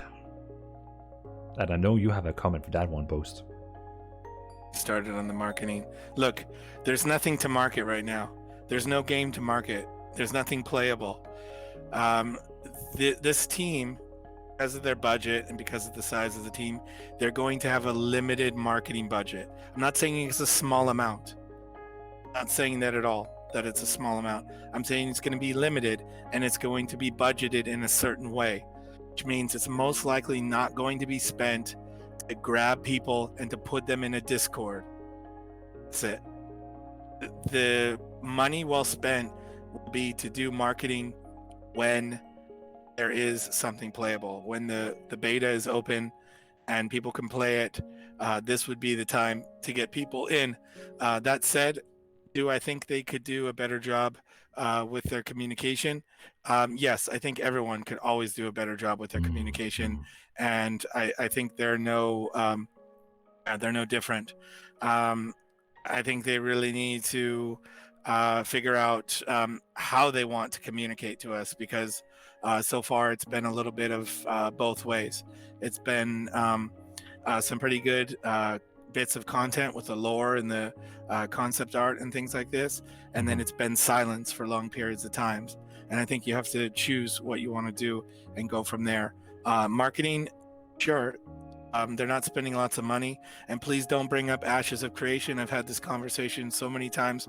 Ashes of Creation is, or at least was, published by my.com, which is a multi-billion or euro or whatever they deal in, multi-billion dollar company, which means that they have more money, more assets, more staff, more everything to market their game, which means they can essentially just throw money around whenever they want and test different marketing strategies and kind of just push things at any time and put money behind all of their trailers, put money behind all of their developer diaries, whatever they want, they could put money on and boost it.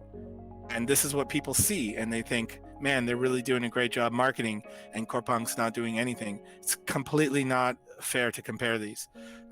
So they're gonna have a certain budget, like I said, and they're gonna figure out how to use it.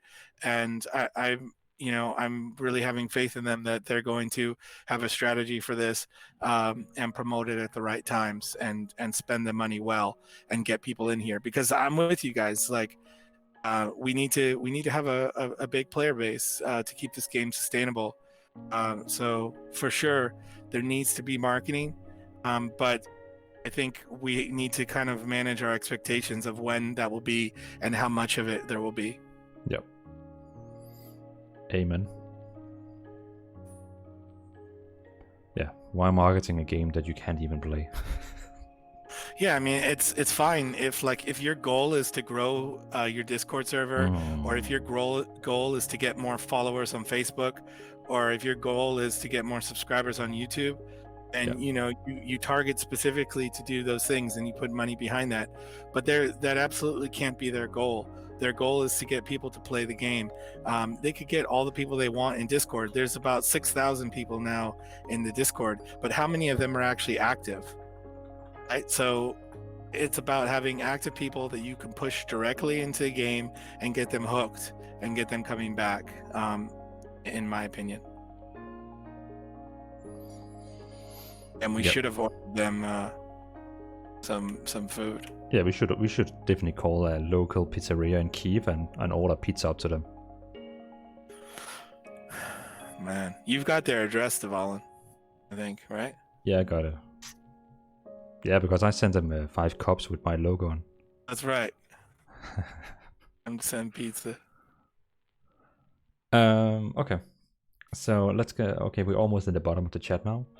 I was loaded with work lately, but I'll take vacation for game release. By the way, thank you guys to help me with video a couple months ago. Grease, do you mean did we help you with a video, or is it the Corecast episode 8 that you're talking about that you were thanking for? You got me there. Pedro, if you treat a game as I don't know that word. Commodities? Commodity? Commodity. It's like something that you can buy and sell. So Okay. like when something is traded on the stock market, like oranges or something, right? This is a commodity. Okay. The game will never enter lower end markets. If you treat a game as commodities, the game will never. Yeah, so I guess his point is, if you treat it 100% as a commodity, as something that you just buy and sell, and not that you want to get it in to players' hands, but you just want to make money from it, then it will never end up in communities like his, because the money-hungry people that make the decisions on the sales team and that want to see a profit, they will never let it be priced low enough to be in communities like he's talking about. That's the point. Oh, okay. Then we have Crimson. Dear Crimson, the guy who also plays Corepunk in the video you see in the background. He was actually in that video. It's the best of both worlds, gear and nice stats, nice and simple cosmetics.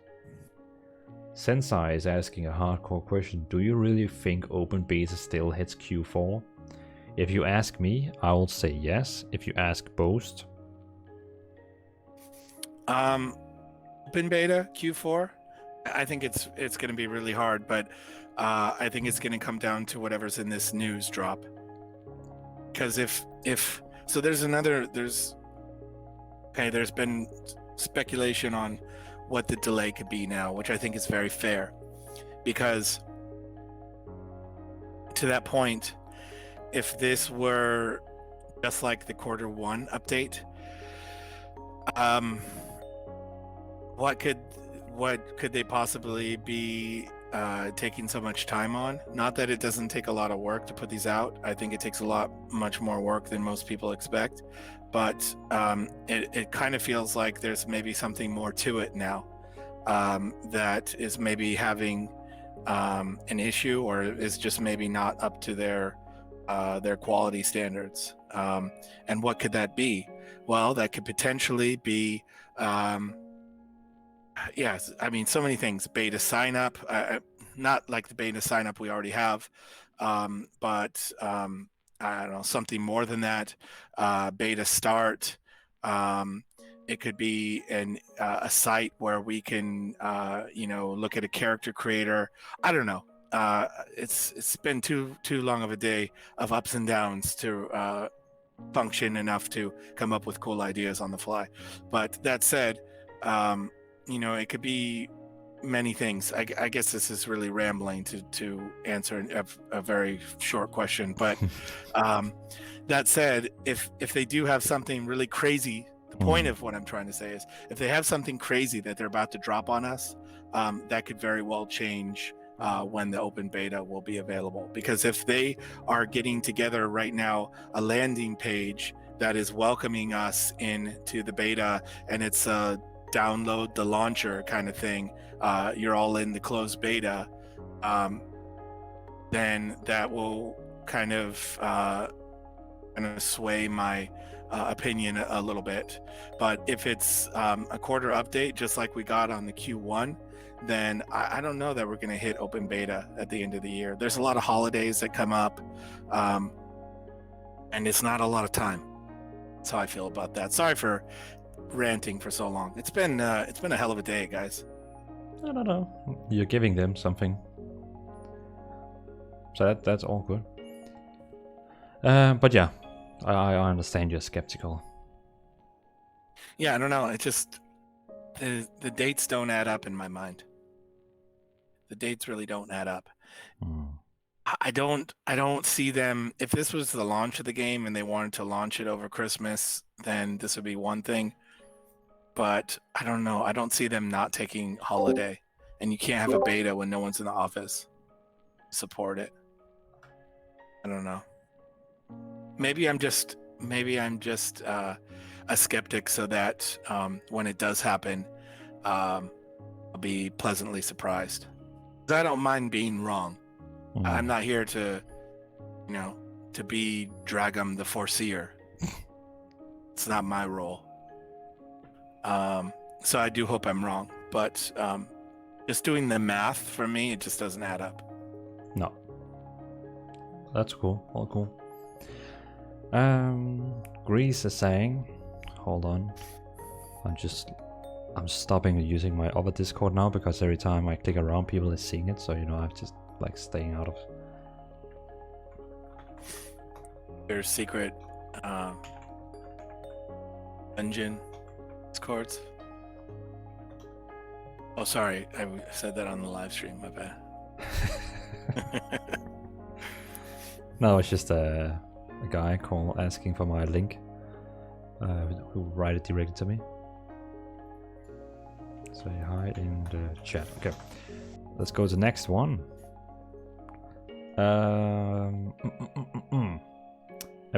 Grease is saying, appreciate the grind with the videos, Dvalin, but don't burn yourself up. But don't burn yourself with every single day upload. No, it's okay, Grease. I'm enjoying live, enjoying family and all that, but every time they go to bed, I have 2 or 3 hours where I just can do whatever I want, and that's why instead of playing games, I'm just making videos. It's probably going to change when Corepunk releases, because then I'm going to play Corepunk and doing content about Corepunk. So TDW design, how will participants of the closed beta be selected? Random? Well, what we know of is they have said on the FAQ on the website is that actively people in the community, people who has a no name on the Discord, a no name on the forums, is going to be picked. So for example, if you look at people like it could be, for example, Dragum, who got the moderator title. People like him is probably going to get selected, and people who, where you normally ask someone in the Discord saying, do you know this guy? And people will be like, oh yeah, I know this guy. They probably gonna get content creators like me and Boast. We probably also gonna get, and then I think they're just gonna send out a couple of thousand invites randomly out. but I hope they're gonna invite a lot of people from the Discord, because people on the Discord is kind of supporting the game already by now, like kind of supporting them, and it's only like 5,000 people, so I'm not sure. Well, again, they have never had so many people on the servers. Yeah, I agree. They can easily track like who's the most active on the Discord, who's posting the most. Yeah. This kind of stuff. Is that the best way? I don't know. I think they could easily put everyone in, and it would be no problem. Yeah. If we're gonna have a 20,000 player server, yeah, I think it's no problem to have everyone on the Discord in there, plus the forums. Agree. I think VAT has to do with that. Okay. Just don't buy a problem. Boast, change your. Grease is saying, Boast, change your region on Steam and buy games cheaper. Is that even legal? Probably not. There is something about the region on Steam. Oh, I can't though, because wait. There's something about it. When I moved here, I had to change it to Germany, and there's something that makes it not work if I don't have it set. Like it's either like my PayPal account or whatever is attached to it. It's like this stuff's like all region based, as far as I remember. There was something that was keeping me from using it properly, and I had to change it. I can't remember what it was. It was like 4 years ago now. Well, but yeah, I just hate changing region settings. It's always just like something. It's just something always breaks. Yeah, I think this was kind of it. It was something was breaking with the payment or something like this. I don't know. It's whatever. I buy what I want to support. I mean, I will put stuff on wish list, and if there's things that I'm like kind of on the fence about, I will wait till they go down in price to something I'm more comfortable with.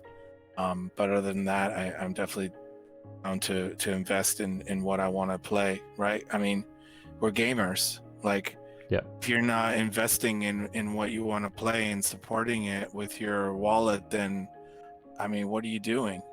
Like, if you want to see something succeed and you think something's amazing, then help it grow.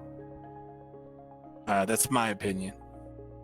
And then other than that, like, just because I'm on one hand just trying to be more thoughtful of like money I'm spending, as I'm now a family dad, as Devalent would say, and also where I live is super expensive.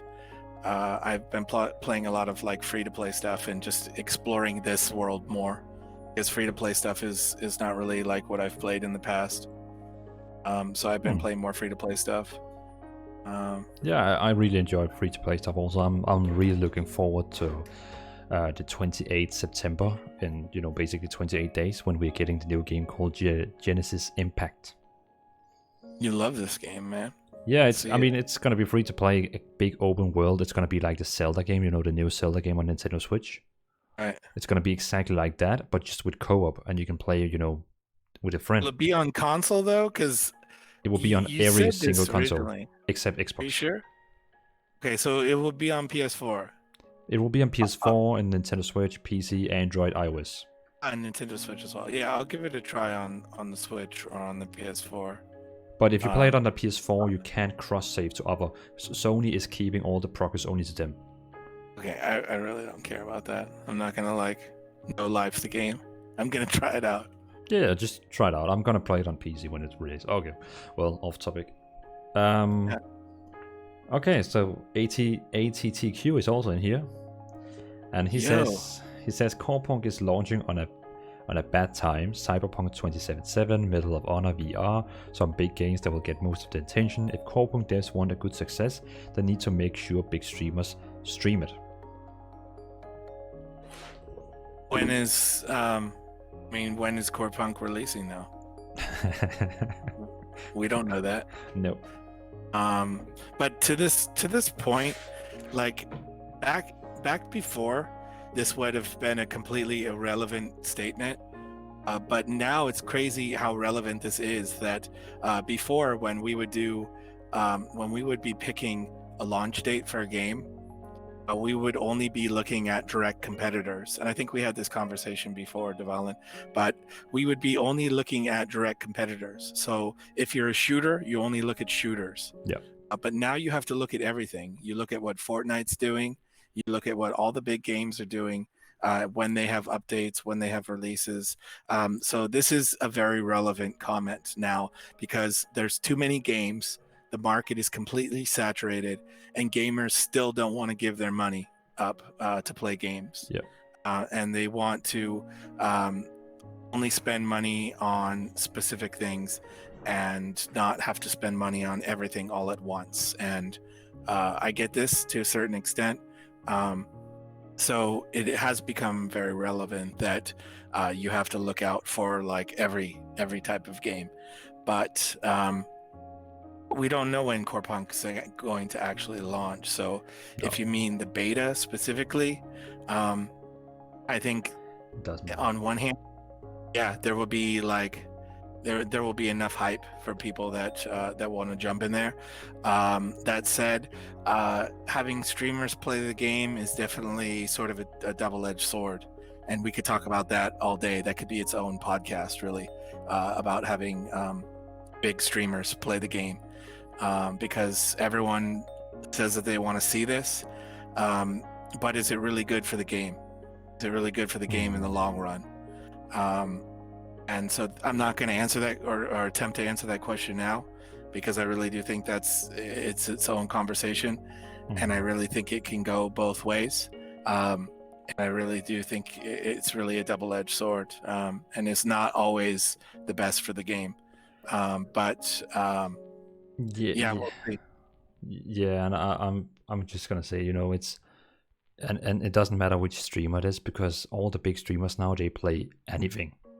They don't have a taste anymore. They just play anything.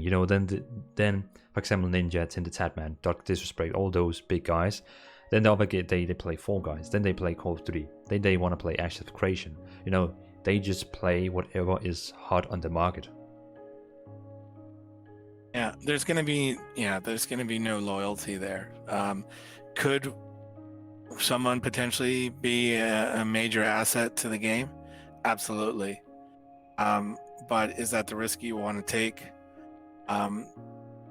It really depends on what the goal is. If you want to generate a lot of hype, this is a good way to do it. If you want to get sustainable community, I don't know that it's the best way. And a lot of times you can build the community from the inside out. Is already starting to happen in this community. Someone like Devalin could end up being on that level and on that scale from the inside out, to where he's able to project that same kind of hype and reach, but do it in a way where he's doing it from the inside. And I think this resonates a lot better with the majority of the community, but just my opinion. I've seen both ways, man. I could talk about this all night. I've seen both.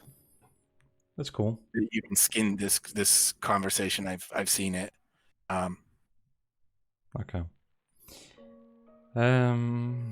ATTQ has one more. He says Corepunk is easy to run game. They could add things like ray tracing to make it a lot of people curious to test it as next gen cards are launching.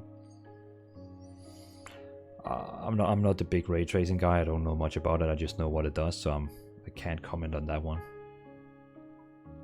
Yeah, I don't know if it's something that they would have had to already implemented in the pipeline or not. I honestly don't know. It's a hot topic, that's for sure. Ray tracing. Okay. I'm really excited because, like you said, it should be a pretty well to run game, and I'm excited to run it on like max specs. Yeah. See how good it looks. And hitting those sweet 120 FPS. Right. Pedro, I don't think the Corepunk player base is the same as Medal of Honor and Cyberpunk. I think this is the best time to release. The MMORPG community is really dry. Yeah, definitely. Yeah, I mean, yes and no. It's definitely not the same community. You're absolutely right, Pedro.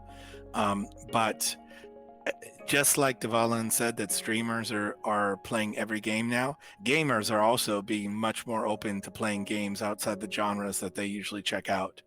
And many gamers are playing much more just what is popular and what their favorite streamer is playing and what their favorite content creator is playing than people did in the past.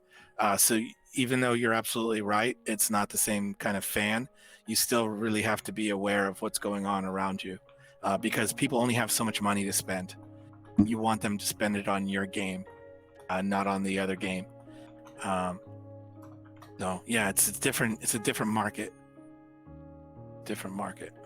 Okay. So just for making a funny little thing, everyone who's let's just very quickly come up with the stream, and then I have a very fun little thing we can do. Then we have Greece in queue right now. It's 0:30. I can send link to 24/7 pizza. No, I was talking about video. You Boast and other people from Discord. They were expressing what they expect from Corepunk. Okay. No, okay. Yeah, I know what you mean. Sensei is saying thanks for answering my questions, Boast and Dwalen. VTF Gangalot is saying hello family. Hello VTF Gangalot. Welcome to the stream, man. Okay, so everyone who's in the chat right now, we're gonna do something really fun. Just hold on, give me 2 seconds.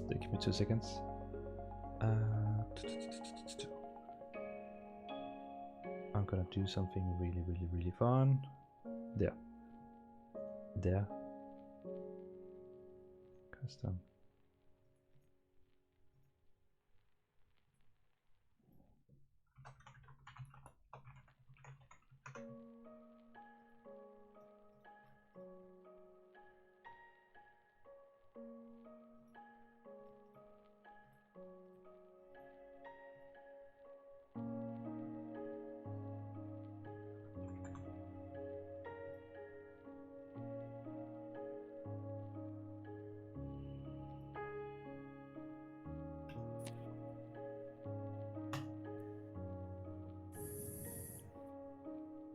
Yeah, Jeffrey says I could see that argument about casual gamers, but not core gamers.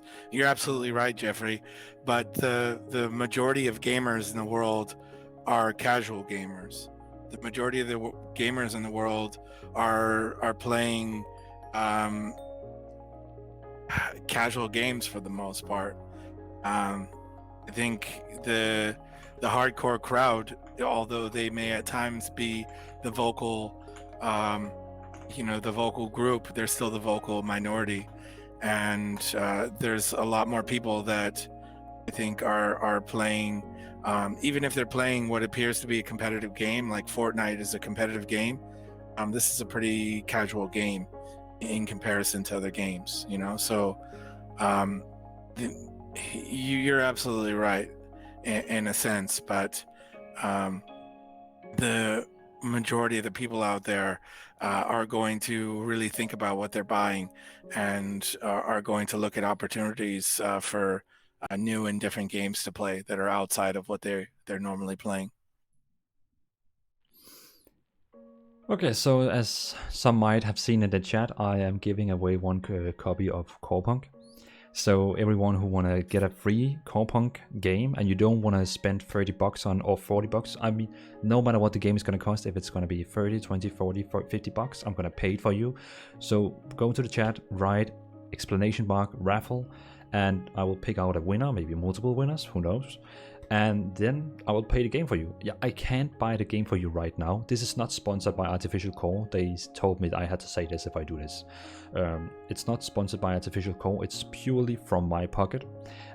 So if you want to have a chance to get Corepunk totally free from my pocket, and I will write it down. I will save your phone number, I will save your email, and I will make sure you get the game from my pocket. So go to the chat now, write exclamation mark raffle, and then you will have a chance to win a free version of Corepunk. Hype. And if you're sitting out there and you're like, I have plenty of money, I have like seriously a lot of money, I could buy a Lamborghini if I want. I mean, of course you can join, I have no problem joining, but again, think of those people in the chat right now who can't even afford Battle Pass in Fortnite. So I'm like trying to help everyone, but just join. I mean, everyone can join, but again, if you don't really need the money and you don't have to buy it, it's up to you.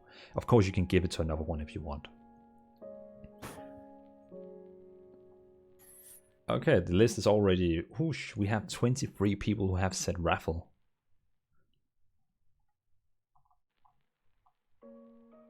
Good luck, guys. It's awesome. Oh, Pedro, he just subscribed. Thank you, Pedro. I was also close to write on the Discord that I'm gonna do a giveaway, but then I I'm not allowed to do that. So I was like, oh, I'm not gonna say anything. It's only for the people who actually watch the stream. Yeah, it's tough, right? Yeah. We gave away some subs on the stream this morning. That's not something you can really like hype in there.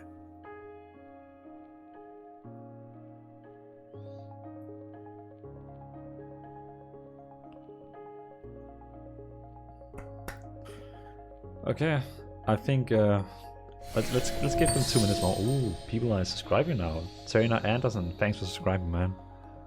Let's give people 2 minutes more, and then we're gonna close it. Just have a couple. And those who don't live in NA and it's really expensive for me, who lives in Brazil, to afford a game like that, Dwalen.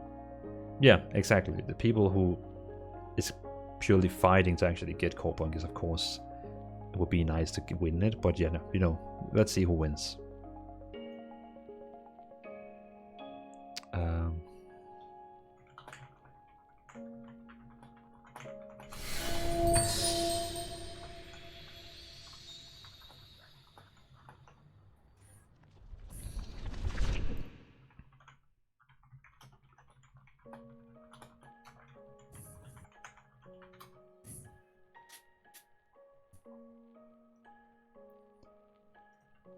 user.com/Dwalen.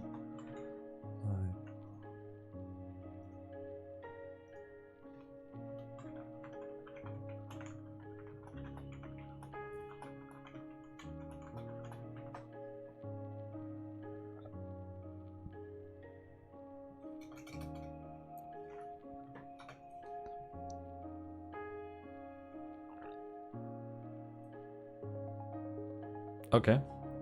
I think it's I think people have had enough time to come in and get the game.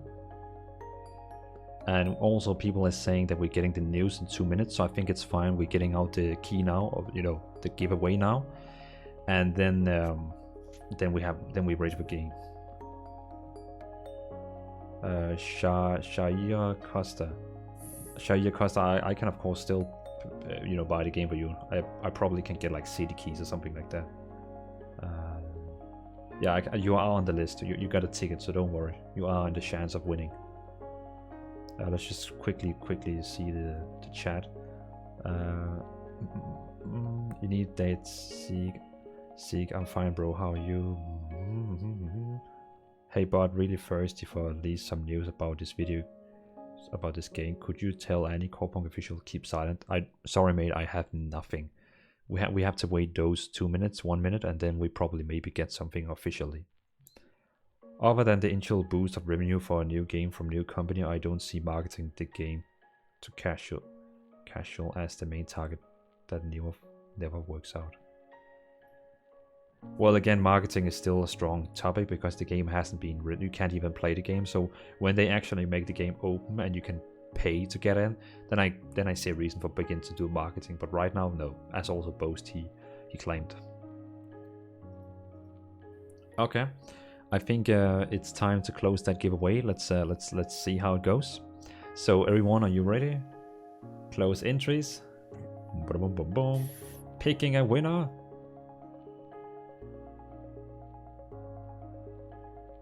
Congratulations to Equad, has won a raffle. Congratulations, Equad. That's pretty cool. Okay. Congratulations, man. That's Nice. I didn't expect another YouTuber to actually win it. Okay, quit. Man, hahaha, was testing my luck. Make a giveaway one more time. That's pretty cool.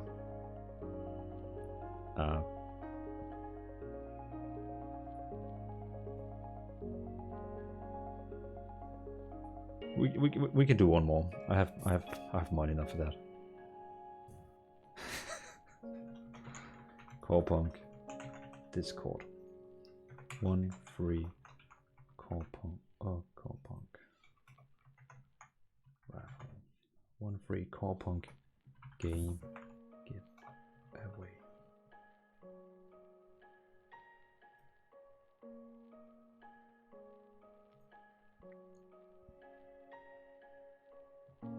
So congratulations, Equad, for getting a copy of Corepunk. I'm gonna pay your copy of Corepunk, so don't worry, you don't have to use money on that. We are going with round 2 of getting a version of Corepunk. So if you wanna, spare your $30 of Corepunk, go to the chat now and write ! raffle. And if if it's a new one, so you have to do it again, everyone.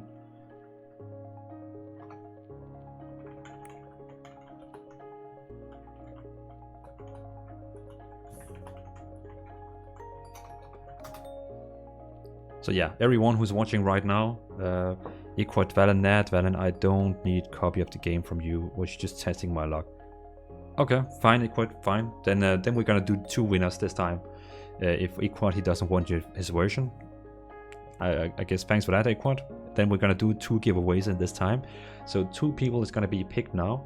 So everyone, say raffle in the chat, and we're gonna have 2 winners.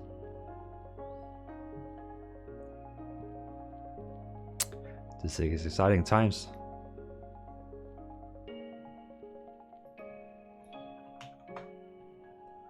Oh, Equad, he just texted to me on Discord. I'm not gonna open it here because then everyone else is gonna see it.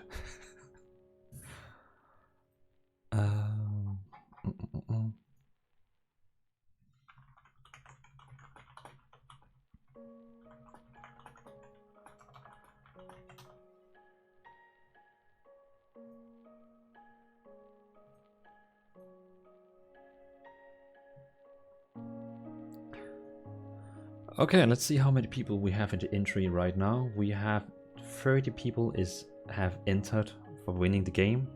Good luck, everyone. Good luck, everyone.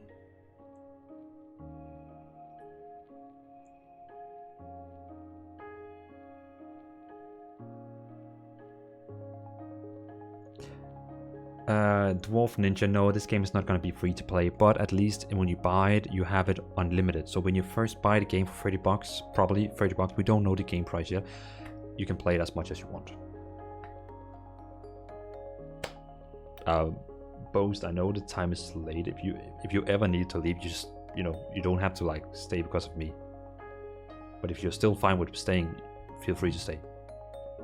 Yeah, all good, bro. I'm in this for the long haul. As long as the wifey doesn't tell me to do something, I'm in. Yeah, I mean, we're still waiting for the news.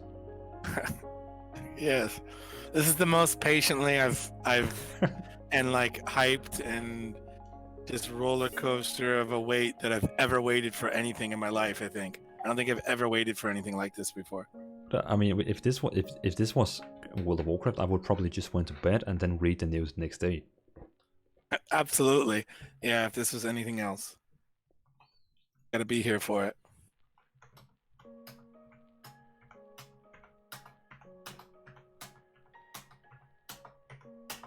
And we are closing the entries. It's gonna be very interesting to see who's gonna win.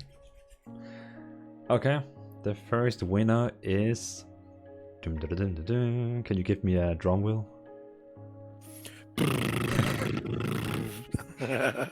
The first winner is Commander AAA. Congratulations, Commander AAA. You got a free version of Corepunk.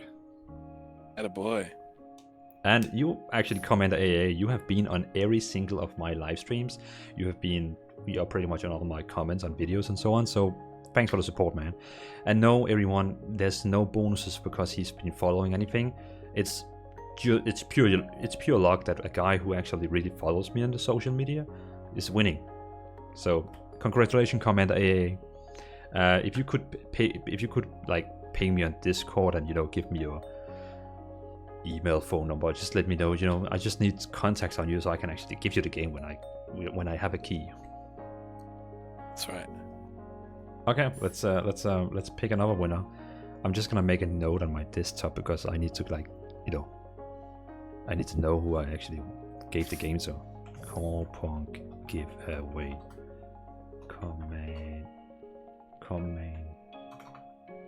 Commander AAA Gaming. You just spared yourself some money. Okay, let's do one more. Okay, 1, 2, 3. Bartek Ferenc is the other winner. Congratulations, Bartek Ferenc. You just won a version of Corepunk.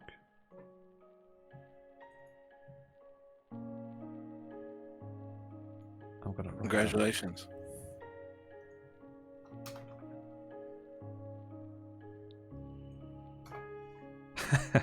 his first comment is just, oh, oh, yeah, oh. You just won a game, man. Right.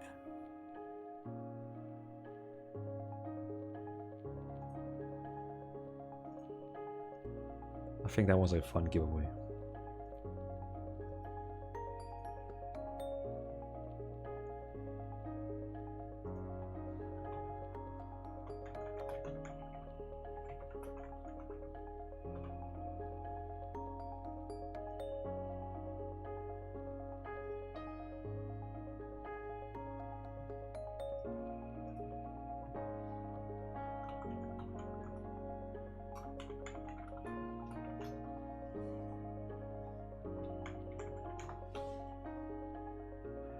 Okay, we are gonna do a last giveaway. I'm gonna give totally away 3 copies because after that it's gonna be, if the game is gonna be $30, it's gonna be $90 for me, and that's still, money.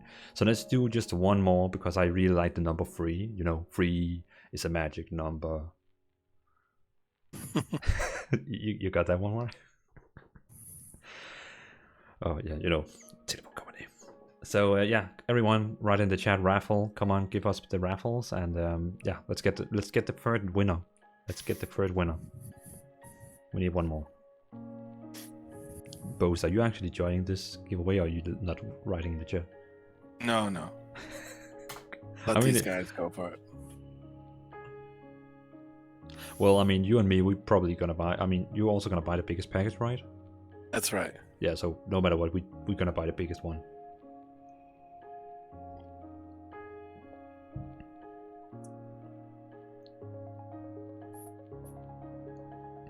Whoosh, a lot of people is joining this time.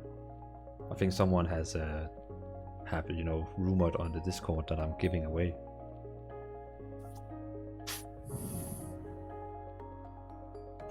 Bartek Ferenc, it will be much easier if you just add me on Discord. You can find my Discord server in the description of my server. Write to me, send me a screenshot of you actually logged in on your YouTube account, and then I will keep you in mind. So just go to my Discord server, write to me, send me a screenshot that it's you, and we'll take it from there. And at the moment the game is not out yet, so I can't give you the game right now, but when I'm able to buy you the game, I'll give you one. Ibrahim, the game has not released any news yet. It's coming soon. We're still waiting for it. We're still waiting.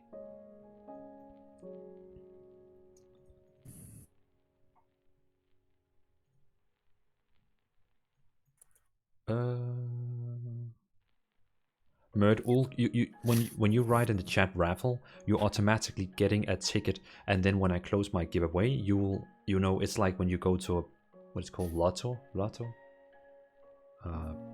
When you buy a ticket, like go to the supermarket, buy a ticket, and maybe you will win the big, prize pool that is in the US or Europe, where you get money. That's the same here. So just write in the chat, write raffle, and you will have a ticket, and you can win the game.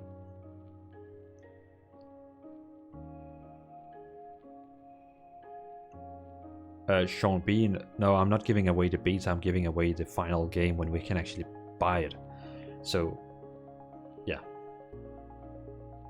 CQ, I'm going to head to bed, guys. Gotta sleep. Good night, everyone. Good night, CQ. Sleep well, mate.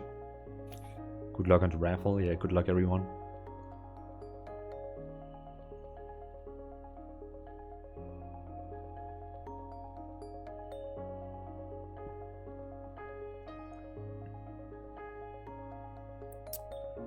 Okay, I can see people have stopped writing in the chat now, so let's just close it, and that's the last one. 32 people have got a ticket now, a ticket. So I cannot pronounce your name in the chat, but you have to write raffle and explanation mark without a space. Yeah, exactly. You just did it now. Okay, are you all ready? 10, 9, 8. 7, 6, 5, 4, 3, 2, 1. Houston, we got a problem. Close entries, you cannot anymore enter this giveaway. We are now getting the third winner of Corepunk. So good luck, everyone, and I'm gonna pick it now, and it's gonna be Liar Train. Well, congratulations, Liar Train. You just won a version of Corepunk, the game. And that's pretty funny again, because Liar Train, you have been following my YouTube and Twitch for like 5 years? 3, 4, 5 years? 2 years? I don't know. 2, 3, 4 years? So that's pretty fun. 2 people in row is getting... I swear I haven't enabled anything that makes subscribers win. I haven't. I didn't allow anything of that. It's just pretty fun. Wow. Okay. Well, congratulations, Liar Train. Wow. Okay. I mean, I could just have not said it, but that's really fun.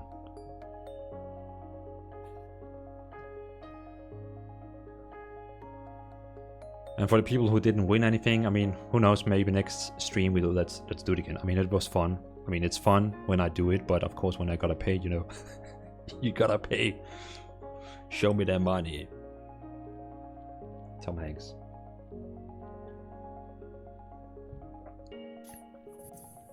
So thanks everyone for joining in on the raffle. I know most of you is probably leaving again now because you just wanted the raffle. But else, everyone, thanks for being in here. With me and Boast is still gonna continue our conversation.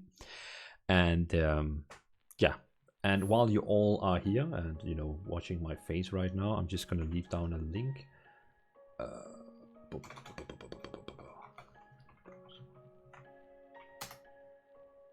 If you are interested in listening to a Corepunk podcast where we actually interview the developers with the host Boast, you can go to this link here and watch the episode. That's the other person I'm talking with right now, Boast. We just passed 2,000 views, Devalin. Oh, on the episode? Yeah. Oh, that's cool.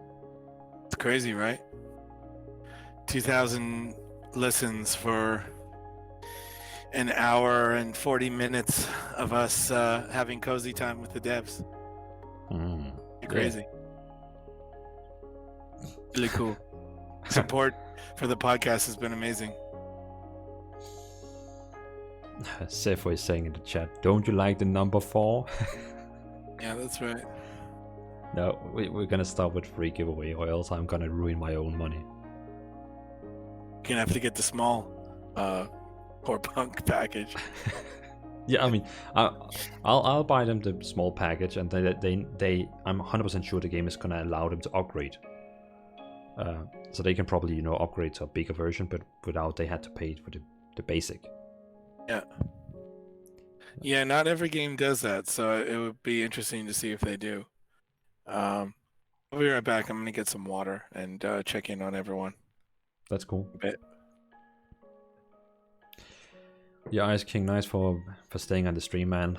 Have a good night, Ice King. I was actually also planning to go to bed at this time, but I need these Corepunk news. I'm not gonna make a video now about Corepunk.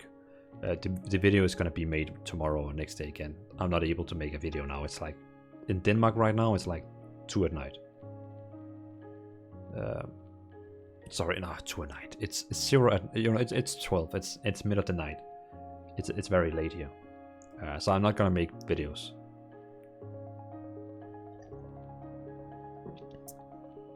Who won first and second? So the winners of today is Commander AAA Gaming, Bartek Ferenc, and Liar Train.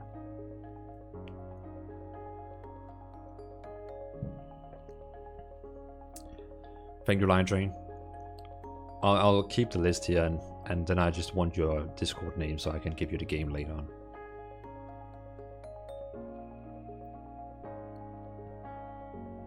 Hey, Citadoras. The news hasn't been released yet. We're still waiting for it, but when the news will drop, I'm definitely gonna share my screen and we can all read the news together.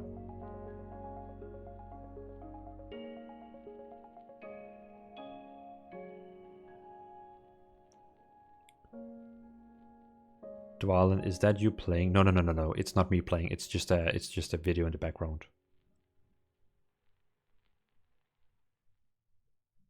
Pedro, Dwalen, do you think they're gonna still release news for now? 100%. They have so many people waiting in this Discord server, so I don't think they're gonna fail on us. They are gonna give us it. Shaira, been enjoying more podcasts lately. Then you should definitely try and listen to Corecast. TBD Design, TGW Design.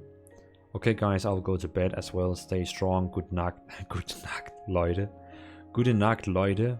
Son Goku auf das Discord. Peace. Oh, Son Goku. Hallo mein Freund.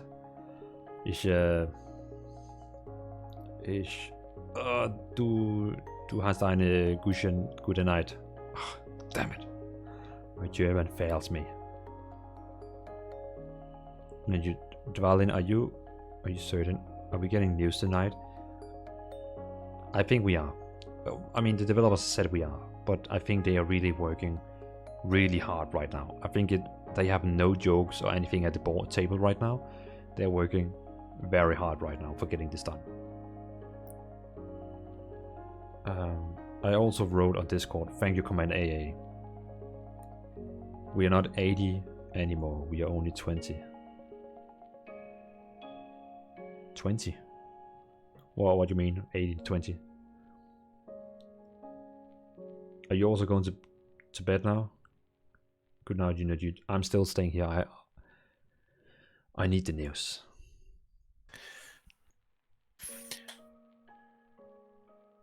Boast, you sound like someone who's going to tell me now you're leaving. Yeah. I was just thinking about what you just said though. Like, we talked to them a little bit about this in the last podcast with the question of what's it like, what's the vibe in their office, and they talked about when it gets serious, it's serious, and this is definitely going to be one of those times, and hopefully tomorrow they can sit back and joke with each other again. But yeah, like you said, there's no jokes being told at the table right now. I'm sure it's all business over there trying to get this thing out. Yeah. But yeah, I'm gonna go hang out with my daughter for a bit. But I'm gonna stay online. I'm gonna have my laptop on my lap, and just peeking at the Discord. But I'm gonna get off voice for now. I really do appreciate you having me. It's been a pleasure to talk to everyone in the chat and talk to you, Dwalin, as always. You too. Thanks for joining me. Yeah. Yep. And again, I don't know, sometime this week we'll be recording another one. So. Yep. Definitely. They're gonna have lots of content between your videos and podcast audio. It's gonna be a pretty hyped week for content. Definitely. I think it's great. It's big news we are waiting us. Yeah, it has to be, right? There's no way this isn't massive news. Yeah, definitely. I'm going to be absolutely like floored, just shocked if this is not massive news. This point, Yeah. really gonna be surprised if it's not massive news that we're getting. So we'll see. Shout out to everyone in the chat. Thank you so much for putting up with me and supporting Corepunk, man. It's awesome. It's been really cool so far. I'll see you guys later. See you, Devalin. See you, main. Enjoy your time. Thanks, you too.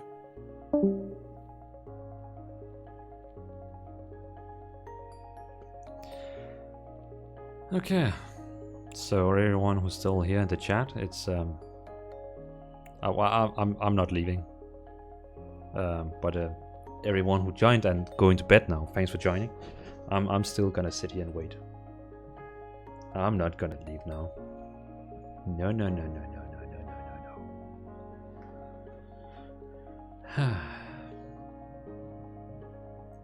I guess it's just me and you now.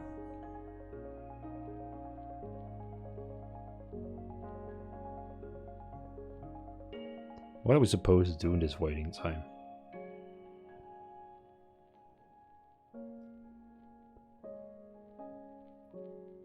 What are we going to do?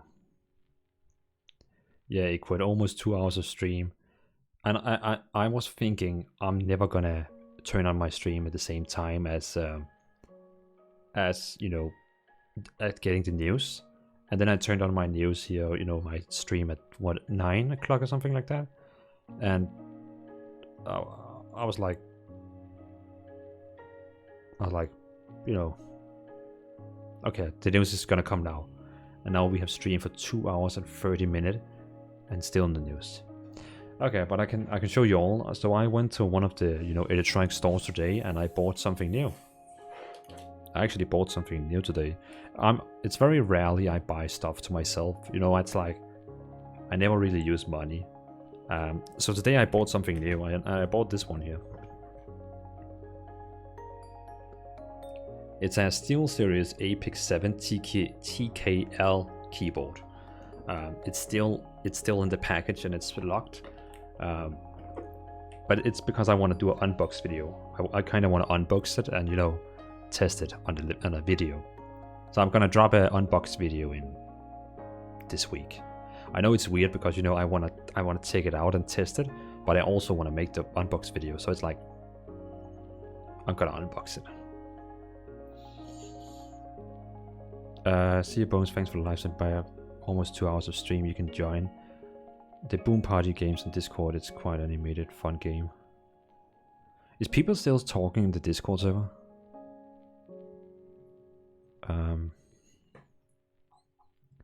I don't really want to jump in there because I don't know if anyone is gonna say anything that will, you know, make my stream crash. If they say something they are not allowed to hear.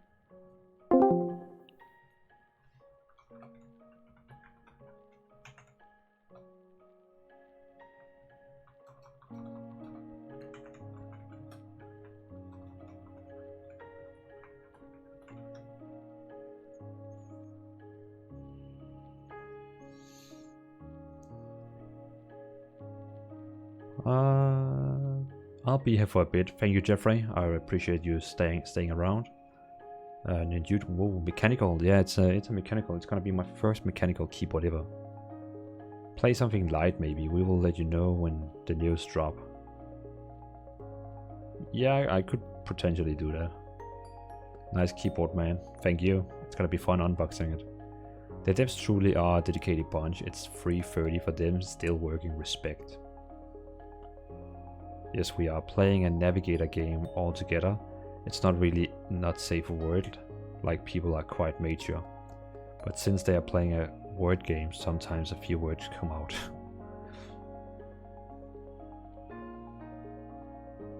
Oh, my phone just said something to me. I have a new follower on Twitter. Oh, that's pretty cool. Damn. No one in my guild wanna talk with me. I'm right now in my guild chat on the Discord Blue Bambies. None of them wanna talk with me.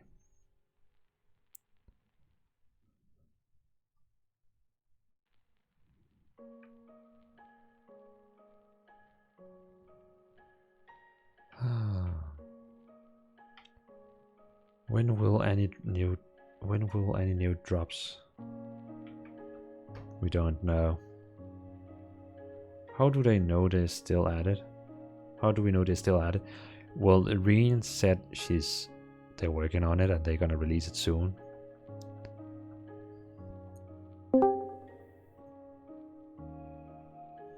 Stop crying, you liar. I am not crying. I'm kidding. Did you play in the word game on the Corepunk server?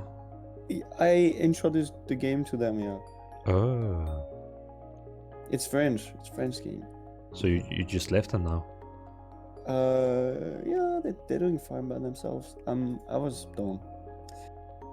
And the natives are better at the game than us, so it's super hard for us.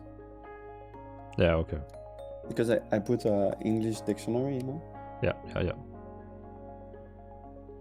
Yeah, okay.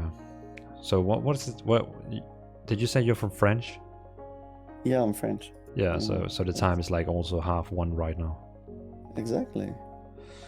So you've been waiting with Boast? Yeah, Boast. Yeah, we've been waiting now to get on the stream here for 2 hours and 30 minutes. And you believe that they're still working at this hour? I want to believe, but yeah, you know, It's 1:30 in the morning at their HQ. Like that would be over hours, like big over hours. You know what I mean? Yeah, definitely, yeah. Yeah, and the same for me. It's like, you know, I have to leave in a half hour because else I'm not gonna be able to do my job tomorrow. Yeah. So what is your job already? Can you tell on stream or it's fine? Yeah, I work as an operation manager. So I have like a team where I manage them, and you know, yeah. Yeah, I get it. Okay. So it's like if I don't get sleep, I will just be like, That's zombie. That's not cool. Well, what about you? I'm a software engineer in 1 year, so like it's my 5th year of studies right now. But school only begins in 2 weeks. Yeah. So for now, I'm chilling at my parents. Oh, okay. Well, then it's And also less expensive. I mean, no, I already have my flat. Oh, okay. For the food, if you want, yeah, it's less expensive, but whatever.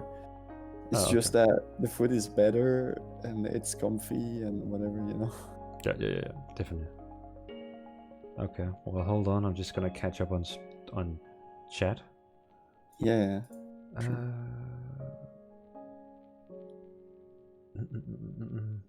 How do we know they're still at it? Well, we just have to. We have believe. We have to believe. I mean, they're connected on Discord. That's a thing. But yeah, they're still online. I mean, if they all went offline, I'll probably just be like, okay, screw this. Yeah, right. I need to go to work in 4 hours. Hope I get news. Whoosh, Grease. You should probably go to bed. I mean, you can always watch the news tomorrow. It's not going to be I don't think we're going to see any groundbreaking things. You believe in a CBT date? I was actually believing that we get the CBT now. Yeah, because what would they make us wait if we don't get it, you know? Yeah. Okay. But I mean, that makes sense why we have to wait, because if they're just, you know, if they're having problem with the servers. Yeah, putting DevOps on and stuff like this. Yeah. Making sure we can't cheat and all that. Oh, we can't cheat? What? Is that a priority on CBT? No, probably not. But just some kind of anti-cheat tool. Sure. I don't think that's what's keeping them from releasing at the moment. I don't know. I think it's more like web issues, like they're putting stuff in place. Maybe I don't know. I have no idea. Sometimes I go on Corepunk and I change the link to download, just to try, and I get error 404, and I'm sad every time. Well, as me Boast said before, I honestly think they are right now preparing the shop so we can buy the game and get into it. And they probably gonna do like Heroes of Storm when they went into the closed beta, so everyone who buys the game is also getting into the closed beta. Okay, yeah. Sure, that's the thing. I don't know. I thought they say something like, we don't want to make people buy something that's not there yet. I think they... Well, I mean, yeah, they don't want founder packs. But if they do call it pre-order, I see it as different. Yeah, okay. I see. I mean, I don't really see it that different, but sure. No. I get what you mean. But I mean, still, it has to be pre-order bill. Because I mean, if everyone is going to buy the game on the same day when it's released, the webshop is going to crash. Maybe, yeah. And also, if they pre-order, at least they have some buyings before gameplay content, before people know it's good or not. Yeah. So they made money already. Oh, so hold on. Sefo is asking, who is on Discord with you? Well, what should I call you? I mean, on the server here you call Cram. Cram. Call me Cram. But on Corepunk server you called something different, right? And Newt, yeah. Newt. Yeah, okay. So Sefo, if you're seeing Newt, NJUT in the chat, that's the people the guy I'm talking with right now. We are talking on my server, on my guild server, the Blue Bambies. And I see we also got Matchbox now. Yeah. Match, are you there? Hey, how's it going, guys? Hello. Good. What's about you? It's like the third time today, Matchy. Yeah, I enjoy VoIP talk more than typing around. Sure. Have you played a writing game with the others? Yeah, I won 3 times in a row. Oh, that's you! Oh, okay. Yeah, you beat me so many times. Damn it. Good job. Matchbox, where I can't remember. Did you say that and introduce yourself, or where? Yeah, you said it there. You are from SA. Yeah, man, South Africa. Oh yeah. So you probably. Oh, that's gonna be interesting to see how you're gonna, how your MS is gonna be with the servers. Yeah, I actually wanted to say on the guild chat, maybe I should let you, be perfect to test the guild servers or the main game servers because of, the latency and all of that stuff. What? What? I'm just I'm curious to see because it's going to be new servers, and I know sometimes with games, people usually have troubles with new servers and all that stuff. So Yeah. I'm interested to see how, our latency is going to react to brand new servers. I mean, I think on the CBT they won't have the biggest production servers they have later. I think they're gonna up the power and scale up. That's the point of CBT, to industrialize and scale up, I think. So Yeah. the ping should get better on open beta. Well, I don't mind it at all, as long as I'm able to play the game, even if it's with 200 milliseconds, I'm fine. Can you get competitive with almost 200 ms? How is it? When you play fast-paced games like League of Legends or something, then no, not really. But where we're from, we average out on, I think it's 120 to 150 ms, and I think we've gotten used to it by now. Okay. So you're a lot into prediction. Yeah, you can put it like that.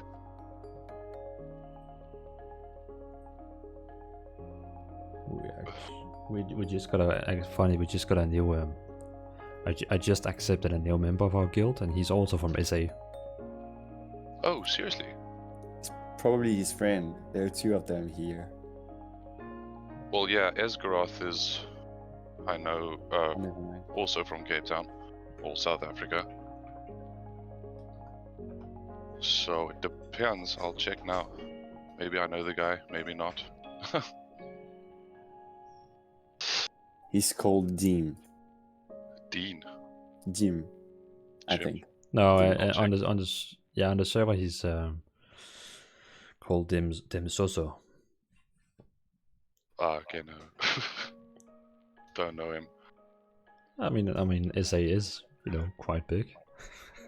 Yeah, it's like thinking, everybody knows everybody in Germany or wherever. True. Did you guys see my giveaway I did? You did a No. giveaway? Yeah, I did. Didn't- I made a giveaway where 3 people won Corepunk. What? What? Yeah, Really? I said it even in the guild chat. I'm gonna give away Corepunk game What? stream. So 3 people they just won Corepunk for free. Why are we not aware of this? Well, we were on the stream like on and off. Okay. Well, to the people that won, Good job. congratulations. And the mean- most funny part is that it's totally random, but 2 of them is actually people who's been following me for like years, so it's like karma. What is that? Deserved? Well, I believe. Yeah, Is it I believe deserved? they deserved, yeah. deserve it. Yeah, the serve. Swedish? I'm gonna rename myself in. What is it? How do you write it? Karma. Come on. Karma is also the point you get if you kill someone in Corepunk that doesn't want to do PvP. You also get Oh, karma you said points. karma. Yeah, sorry, karma. Oh, okay. The way you say corporate is also quite peculiar. How? I don't know. Say corporate just once. Corepunk? Okay. That's special. All right. That's the end of it. Okay. It's probably because of my Scandinavian ways to say things. Yeah, definitely. How do you say skull? Skull. Okay. Okay. I'm probably. I mean, if you ask average Danish people on the street, they will probably not say it that way. They probably say something like skull. No, not skull. They will probably say skull. Skull. Yeah. All right. So what else? So what little game are you gonna play? Are you only there for 22 minutes? No. Well, I kind of want to stay for longer, but it's just the more I stay here, the less efficient I It's will be at work lightweight. tomorrow. What do you do tomorrow, Matchbox? I'm probably going to work. You're not sure? Well, luckily I only start work at one in the afternoon. Wait, let me remember. You're in a coffee shop or something. Yeah, for now, hopefully. When I hear coffee shop, I think about. Can I say that on stream? No, I can't. Never mind. I don't know. Which word do you want to say? No, not that type of coffee shop. Amsterdam and all that. Yeah. I follow you. Like So, Spain. Devalan, what makes you the most excited to play Corepunk? Like currently, what are you like looking forward to the most? Probably spam dungeons all day long. You've got a big promise to keep, though. Oh, you mean with world first? Yeah. Yeah, first level 40 and world first rate. But yeah, you guys are gonna help me with that. Yeah, because you have a family and stuff, so that's us that are gonna carry you. Aren't we? Yeah, it's and that's the thing. I'm not gonna be like I'm not gonna be like Asmongold who's gonna play 20 hours every day. I'm gonna be, of course, the first 5 days the game gonna release, I'm gonna be playing, non-stop. But after that, I'm gonna really rely also on the guild members. Mm-hmm. So it's what? Sorry. Me and Esgaroth were actually speaking earlier today, and he asked me if I'm actually going to like rush the first 40 levels, and we actually got to talking, and I thought, if open beta is going to be like a soft launch, then it's only going to be the first 20 levels, I think. No. No. But No. oh yeah, wait. That was closed beta, isn't it? Yeah. Ah, okay. But I think we'll still have some time to prep and everything, because we'll need like most of the guild at cap level. But I think I'm going to semi-rush my first character, because I mean we'll have a lot of time to explore the game and really check out what's going on. Yeah. Do you want to hear how I see things? Like CBT, we're gonna use it to test the game, document experience, where to get it faster, how to get experience faster, solo, group, etc. And then once we have all of that sort of documented, even if they Thanks for the subscribe, man. Undefined TV. Thanks for the subscribe, man. open beta comes, we just rush it and we get at the top, I guess, with all the data we got from CBT. Yeah, and also I think the cool thing about CBT is that the first, as we said before, the first level, 20 level is gonna be testable. Then we can really test it. Then they're probably gonna open up to level 40. Then we can really test that. And then when the soft launch comes with no wipe, then we can really rush through it. Yeah, and everybody that doesn't get closed beta rights, we'll just be watching the violent tutorials on where to farm, where to grind, and what to do. Don't tell them everything, darling. Keep some for us. Alright. I will have like a backlog, so when I actually level 40, I will like release 100 guides about how to level. And you can only release raid guides after we've gotten world first. I was actually thinking about doing like limited does when they stream World of Warcraft. They stream the raid, but they have the sound disabled so people can't hear our tactics. So they will just see us play, but they don't know actually what we are. They only know what we are. They see, but they don't know what we are saying. So they don't get the strategy and the. I see. Snaky. I don't know. Like sometimes there are skips and stuff like this, and it's really visual. So it depends, I guess. Can be. If we get the chance to test the raid, I mean, if we get the chance to test the raid in closed beta, so everyone will see it. I mean, then it doesn't matter. It also depends if the raid is gonna be something that takes 7 days to do. It's gonna be a long time. But if it's something that takes only like 3 hours, then then we can probably skip the stream and just do it quick, and then we can always do the video after that. I don't get how do you mean 7 days? Like on WoW Classic it was 7 days? Yeah, you did the raids in sections, I believe. Yeah, you would do the first section and it will take you a few hours, and then you get back together and do the next section, which would take you a few hours. And it also depends on like your group's timing, so not everyone can always be in that group for that entire session. Okay, yeah. I don't know. Like Valim, you talk to the devs, you should know. Well, they said that I'm gonna test the raids with them to see if the raid should be 12 of 20 people. So we're gonna see. My fingers crossed is that I'm a fan of 12 people. So we're gonna see how it ends out. You said you're a fan of 12 or 20? 12. Yeah, I feel like less is better for organization and tactical and strategy, because more people is harder to get on the right path. Yeah, definitely. Yeah, and then also we can create this this group, this little group of 12 people who can really be strong together. Like a little family group-ish. My brothers of arms. But of course, we don't gonna close out all the other guild members. We're still gonna have a second-rate team. We're gonna have alt runs, and so on. But we need to find these 12 people who's gonna be the main carries. I really like what Pishak said in the Corecast podcast, where he said he likes smaller raid groups because it gives more way for tactical, like strategic planning and strategic fighting, whereas when groups get too big, it just becomes, DPS all around and nobody really has a strategic approach to the things. So I think having a small tactical group might make it more interesting. Sure, I agree.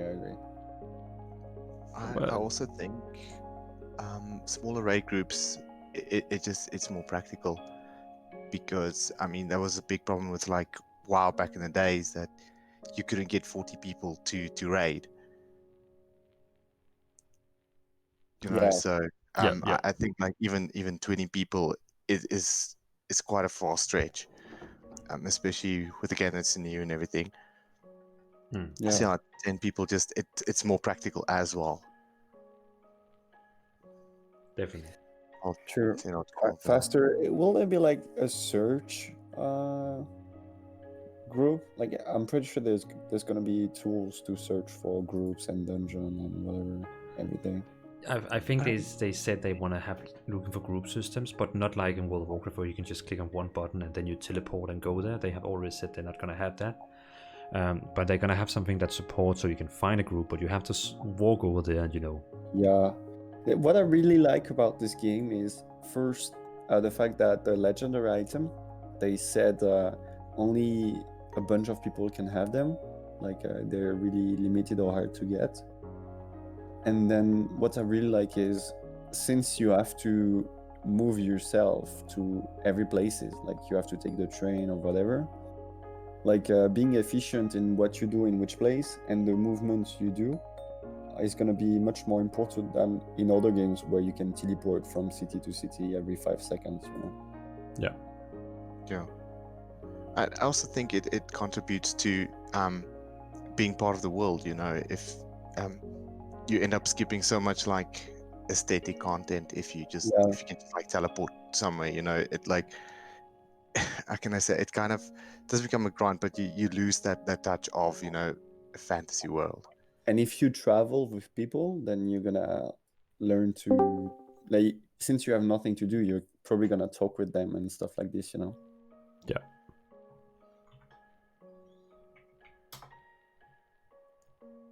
Yeah, I think traveling around in the world's going to be awesome. Just because they've said multiple times, the seamless open world really kind of gives you this idea of a massive, vast world that you actually want to travel through and not just skip loads of content. No, I think it contributes part of the adventure, essentially what is inherent to an MMO genre is it's a sense of adventure. If you run, whether it's alone or with a party, from one point of the map to the opposite point, from let's say south to all the way north, there's a chance that you might get ganked. There's it's not just like a boring run. There's still you experience the world, you experience the factors that is kind of relevant in the world there, whether PvE or PvP.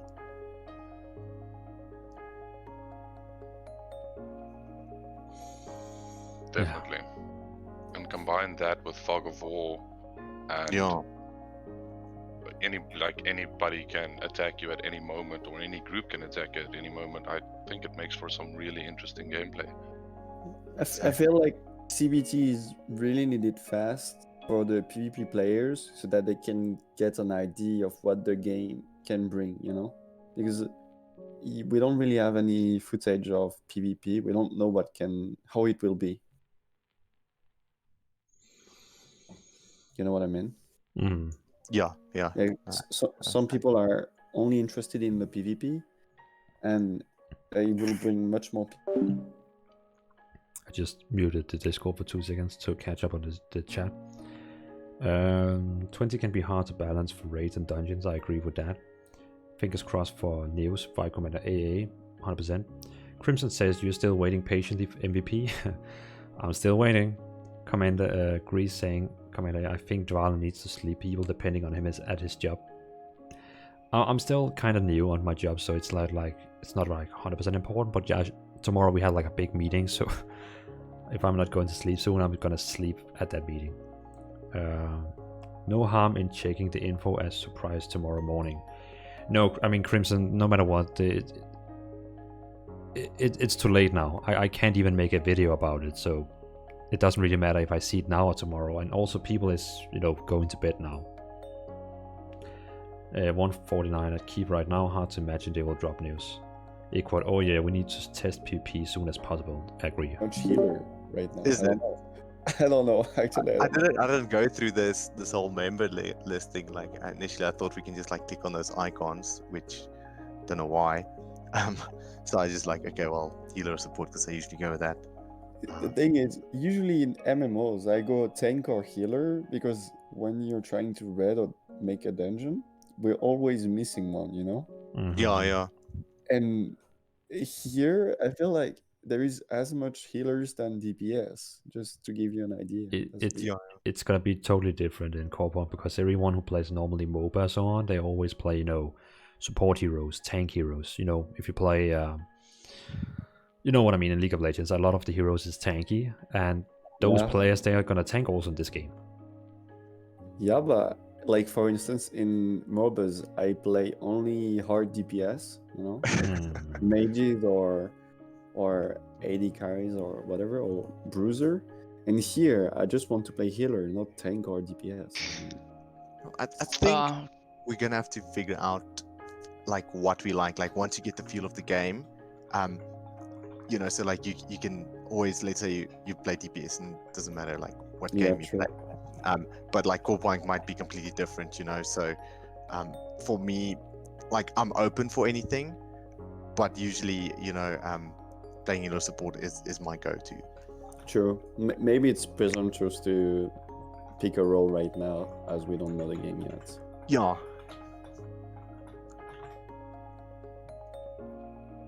But yeah, we'll see. I think like, although there's like I say, fairly, there's like quite a lot of knowledge, but not enough knowledge on how things are going to be exactly, which is exciting actually. So guys, from what everyone's saying, like PvP is on at any time. So if someone is doing let's say your camp, and you don't like it, you just attack him right away? Yeah. Yep. So from what I understand is you can go into like a neutral mode, but that doesn't mean you can't be attacked. No. But what neutral mode does help is like if you're a mage, for example, and you cast an AoE ability, that won't necessarily damage someone that's just walking past. Yep, definitely. But if you put your PvP on, then that doesn't have an effect anymore, so that will damage you. But then they've got the, what's it called again? The karma system. Yeah, karma. Which is really interesting. I really like the criminal. Yeah, like you can bounty hunters and things. I want to see how that comes into play because that really looks awesome. It seems interesting. But yeah, you are 100% true. That's how it works. That you can never feel safe in Kvalat. But do you guys think they're going to add PvE servers as well? Like, because they are not like a lot of. Some people don't like PvP at all, and they don't even want to bother with it. So, do you think they're going to add like PvE servers to the game? No. I think it would make sense. They said no. I mean, you can still do PvP like battlegrounds and arenas and stuff like that, but no open world PvP, right? So they did, I believe, in one of the Q&As, they did say that they won't be splitting the servers. Yeah. So all servers will be the same, but to deal with people griefing and so on, they've got the karma system in place. So for example, if you keep on attacking someone that's your own level, that's fine because it'll take a while to build karma. But as soon as you attack someone that's 2 or 3 levels below you, you will instantly be a criminal, which means that I believe you can't enter certain cities, like main cities, and that also puts a mark on you. And if you die with the criminal status, or someone kills you with the criminal status, you actually have a chance of losing an item. So it's not like people Yeah, will that's just huge, want to walk around as criminals. So I think it'll help soften the blow on griefers and stuff for like that. sure, yeah, 100%. I have 2 questions. Like, my first question is, what happens if you get ganked? Like, that's unfair in itself. So it should be like being 2 or 3 levels below. Like, what happens to your karma if you're ganking on someone? So if I understand it correctly, this was addressed in the Q&A as well. If you're hit first, so if someone attacks you, that's why they've got the thing with the AoEs that it won't hurt you if you're like in a passive mode. But if someone attacks you first and really attacks you, then if you kill that person, or attack that person back and you win, you won't get any karma points at all. Yeah, but that's not my question. I'm asking about ganking. Like, if you... No, but if someone ganks you, nothing happens to you. You just have to click on release spirit, go back to your corpse, and that's it. But if they keep killing you, they get more karma, and in the end they lose an item. So basically nothing happens to you, but they will eventually lose an item. My second question is, when they lose the item, it falls on the ground and you can pick it up? Well, Yeah, that's what probably. It froze on the ground, but they said it's gonna be broken, so it's gonna be crafting materials that's gonna be dropped. Yeah, okay. that's what I understand. Yeah. So if they lose their item, even if it's an epic item or whatever, if someone else picks it up, they only pick up crafting materials and not the item itself. Imagine losing a legendary sword or something. Oh, okay. Yeah, So people you were don't asking actually that, lose eh? the item, you lose the crafting materials, okay? No. You lose an item, but the item converts into crafting material. Yeah. Oh, I see, okay. That Someone makes can't sense. loot That your makes sense. sword of 1,000 blessings, That's pretty cool, actually, man.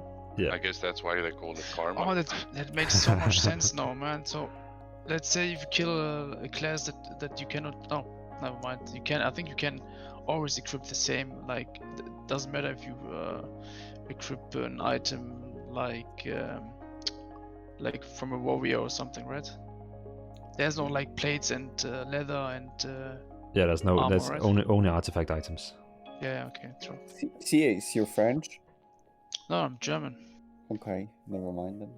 Sorry. But you Oh, can good. you can probably do like an Albion Online where you buy a lot of shitty items, and then you go 5 friends or 4 friends and kill some people. And then when you die, you lose your bad items. But yeah.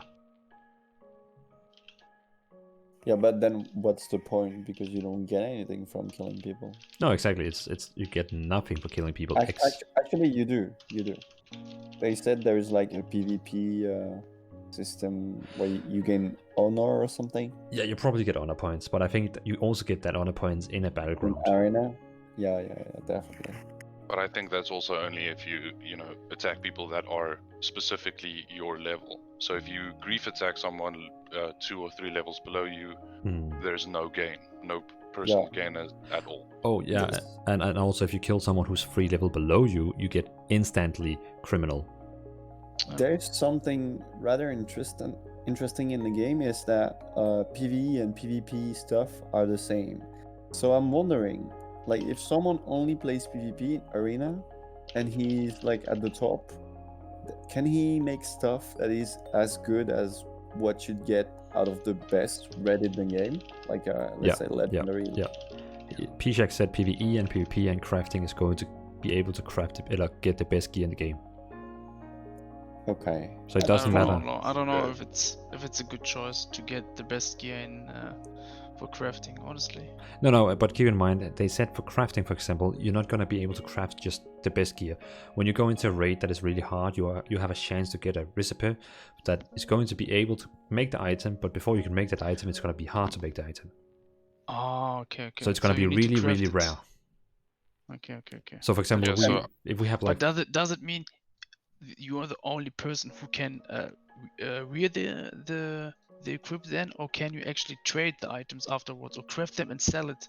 no crafting items is gonna be tradable. Yeah, It's tradable. probably. But I Yeah. think it So will some items be- are going to be like Economy really needs huge. to run. Yeah. I believe it's going to be like recipes will be rare, and then also to find certain ingredients that you need to use in the crafting recipe are also going to be rare within dungeons or raids. Yeah. And then also I think it's going to be a lot like WoW, where if you're only crafting within a certain, or if you're only able to craft this certain spec because that's what you've been, grinding the whole game, you'll still need to speak to other people Yeah. to get other items that they can craft that There's- you there is- can't. There is a dimension you forgot, guys. All the items are gonna be unique in the way that the specs of the items are random. Like they're between boundaries, so you could get a super high specs item or lower specs item. You know what I mean? Like every item is not gonna be the same worth because they could be better or worse, even though they're the same. From the you mean from the item level? Just No, the no, I think artifacts. No, I think the swords too. Like the stats. Okay, and like obviously weapons. The stats of artifacts and swords are gonna depend on when you loot them, they're gonna be random, and when you craft them, they're gonna be random too. So you can have a super good craft or a bad craft. You know what I mean? Oh, that's what you mean. I don't know think if it's been set to- confirmed. It's written in the Q&A, I think. Okay. But I don't know if wasn't that's a good choice, honestly. Midian Comedian, thanks for joining the stream, man. Have a good night, and yeah, thanks for joining in, man. It was a pleasure having you in here. Oh well, it was a pleasure having you all in here. But it's getting late. Oh yeah, right. You know, if you fight with a sword for like 10 levels, then you get a new like a new sword, then you kind of have to like level that one up again, you know. But yeah, I might be wrong, but like I know specifically it was like with artifacts, like for instance, it can scale between like giving you 5% movement speed or 7%, you know. And then I think that's also like ascribed to the rarity of it, because I know you get like same artifact in different rarities. Really? Really? Yeah, Okay. I think so. I think they said something of like obviously there's going to be rarities, but so like for instance, let's say a common movement speed artifact might be 5% movement, and let's say a bit more rare might be 7. Yeah, I know what you mean. Yeah. I think I read something like that in the It's Q&A. like Yeah, quite. 3 hours of stream, no news. Bedtime. playing World of Warcraft. No. Or not, but there's like a chance if you get a corruption item, let's say increase your haste by 200, and then it's just rank 1. It has 3 ranks. The first rank is like 300 haste, the rank 2 is like 500, and third rank is like 700. So it's yeah, like RNG, which one you get, you know? So maybe it works like this, yeah. Can you craft artifacts? Yeah, I'm pretty sure we're gonna be able to do that. I just want to check on the forum. Like, there's a quick link to the Q&A. No, I think watching the trailer, we can already know if we can craft artifacts because he opens his crafting thingy. Yeah. Well, I'm gonna cut you all off. Well, feel free to stay. I'm gonna go to bed now because it's like 1 at night now. Yeah, I don't know how much longer they need, man. Good night, Same. Colin. They should probably, maybe postpone it now. I mean, what is them holding back for so long? I think maybe it's a bit bigger than just maybe a normal. Does it quarterly take update. longer to load it up on the website? Or... No, well, me and Cram also talked about before. I think well, I think it's just a think. I think they are maybe already now pushing out the closed beta, and they maybe have server problems. They may be opening up the shop on the website so people can buy in.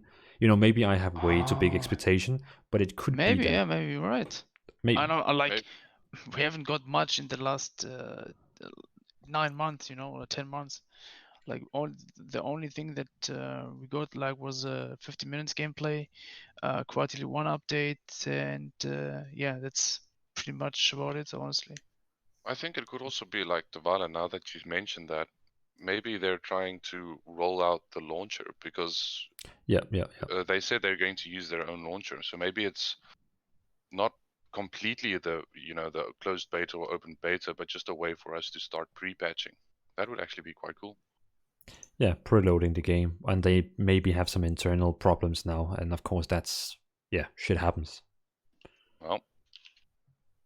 Well, good night everyone, and see you tomorrow with some news. Good night. Cheers, guys. Good night, Have a good good night. evening. Yo, Bye-bye. good night, boy. Mm.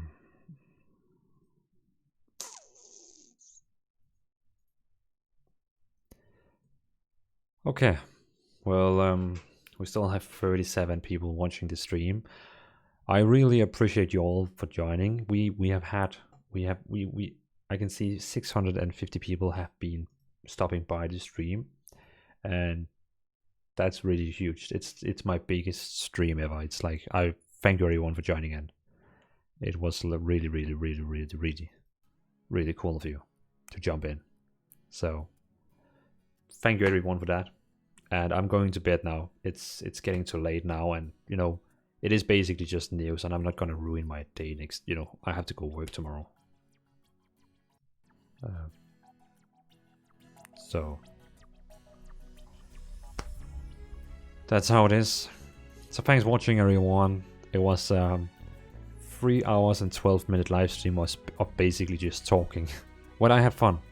I had really fun starting talking with Boast for 2 hours and then 1 hour with my guild. And it's nice. I haven't really talked with my guild much, so it's nice to begin to get people to know in my guild. So yeah. Ciao, man. Thanks for the stream. Good night, everyone, from Andres. Hopefully we'll make up the news. Salty Papercut is saying good night, Valen. Bartek, good night. Equat, ciao, man. Thanks for the stream. Thanks to Equat for joining the stream, and also thanks Salty and Bartek. Carrie Morby, good night. Kes Kresak works for noobs. Well, someone has to, bring the money for keeping the house and all that, so, rest well from Jeffrey. Thank you. Sleep well, everyone, and enjoy your waiting for the news. And if you ever get the news, send it to me on Discord or something like that. Let me know about it. Peace out.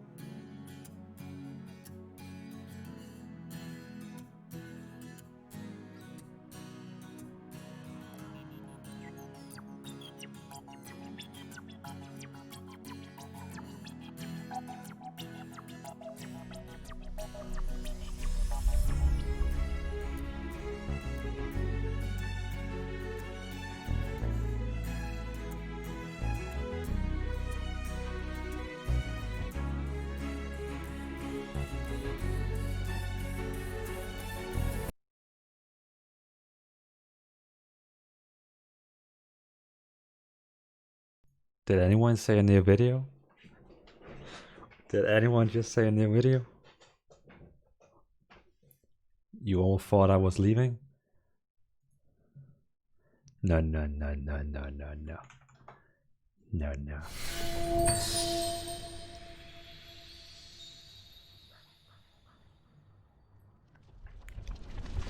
I'm gonna watch that.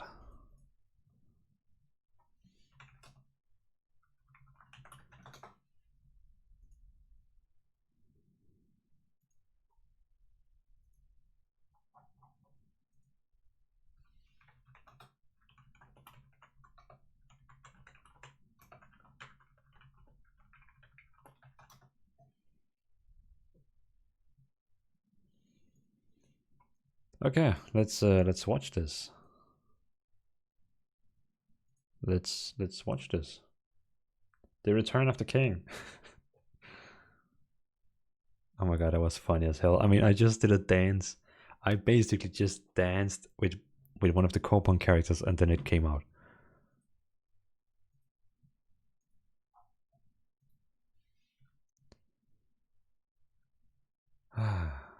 I have waited for this day in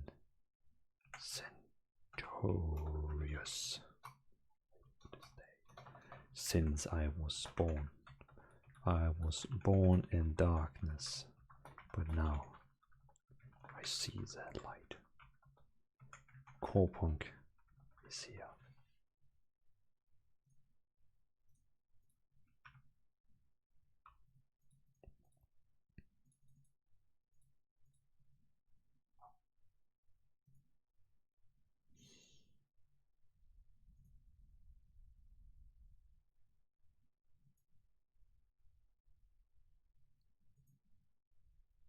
Okay, let's watch the video, man.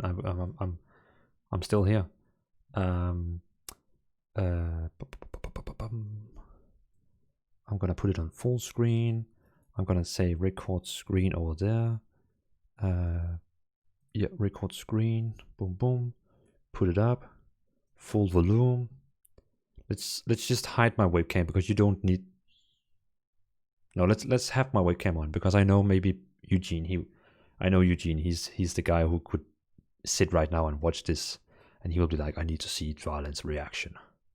So I'll have to sit here and watch.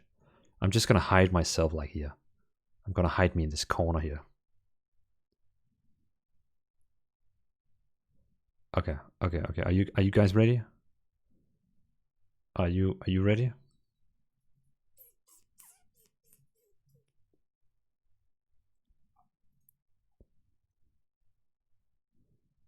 Okay.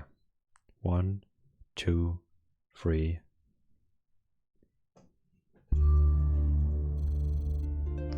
I'm so hyped. Today's video, we will be discussing a new game. A brand new action-pathetic MMORPG was announced for the PC this week. This announcement just kinda came out of nowhere. A lot of content creators started making these videos, and I'm like, what the hell is this game? We're going to be talking about a game called Corepunk. Clearly, IGN had this little exclusive for it. Good for them. Good for Corepunk. The internet right now seems fairly split down the middle on whether they like or dislike this trailer. Top down immediately, that was gonna make or break the game for some people. I'm in love with this game. It's going to be... That's me. That's... It's me. I'm in the trailer. I'm in the trailer. I'm in the trailer.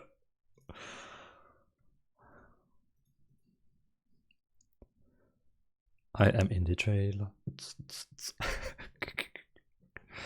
Oh.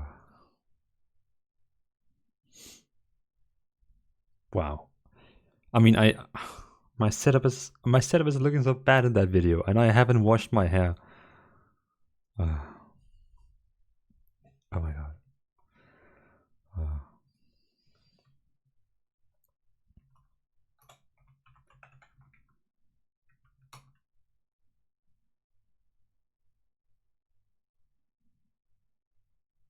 Wow, I can't. Okay, so freaking cool. Like I see this and I just I'm skeptical. Actually looks like a fun game. Like, I'm gonna try it for sure. I'm gonna sign up for beta. What I'm seeing here for like gameplay and systems looks really promising. Like, this looks really, really interesting. The team behind this game is a fairly new team. They're called Artificial Core. Apparently, they've been building this team over the course of 5 years. These guys know the issues that we've been going through. We've had so many titles that have really fallen flat. They claim that the game will feature a very large, seamless open world. Yeah, large and completely open.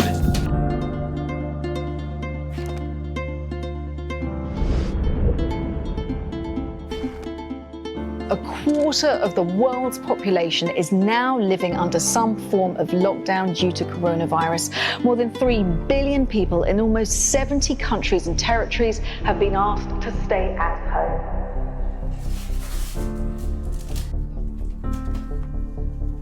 Damn.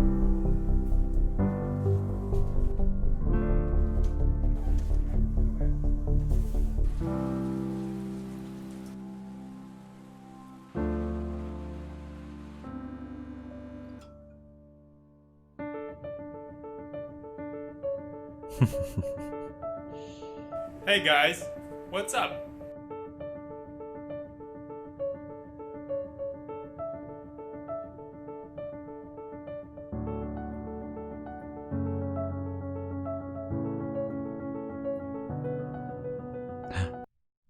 I have seen this one. I have seen this picture on Instagram. I have seen that one on Instagram.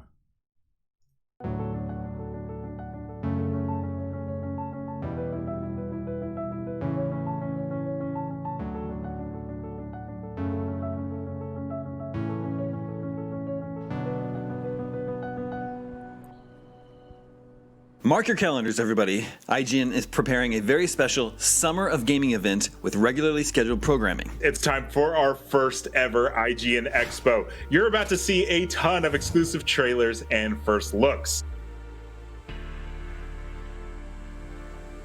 We reached IGN for the possible participation in Summer of Gaming event. And we were really glad to be invited as a part of such a fantastic showcase. During the quarantine, the game development slowed down significantly, but nonetheless, we managed to optimize our processes to reach deadlines. When the situation became safer, a small part of our team came back to the office and doubled our efforts.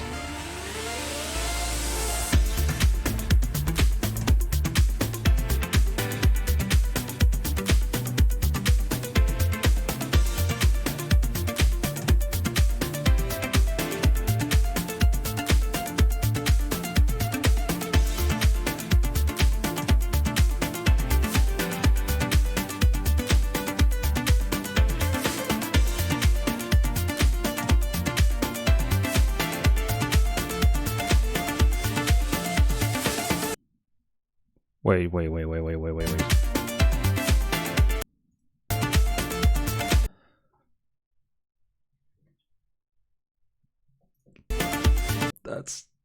That's my cup.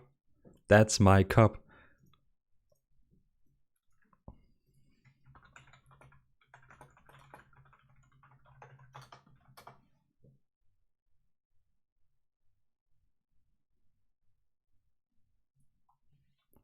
My cup made it to the trailer. Oh, that's so funny.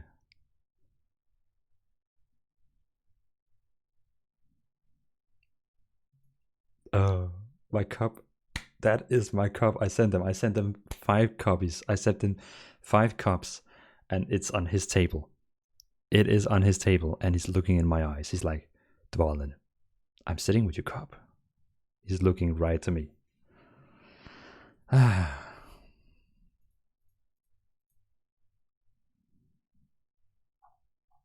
so funny. That is so funny. I was actually like sitting and waiting for this. That's your cup, man. I'm getting teary. Okay, let's watch this.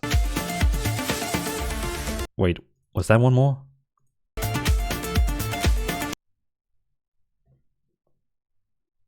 No, it's only my cup over there.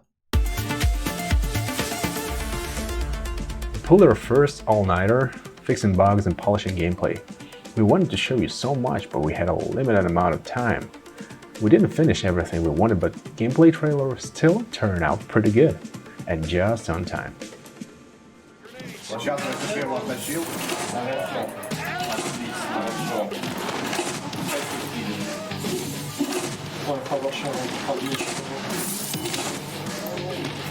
Хорошо, супер.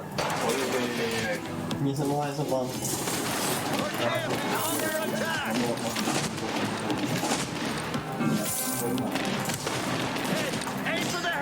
Немного фауса.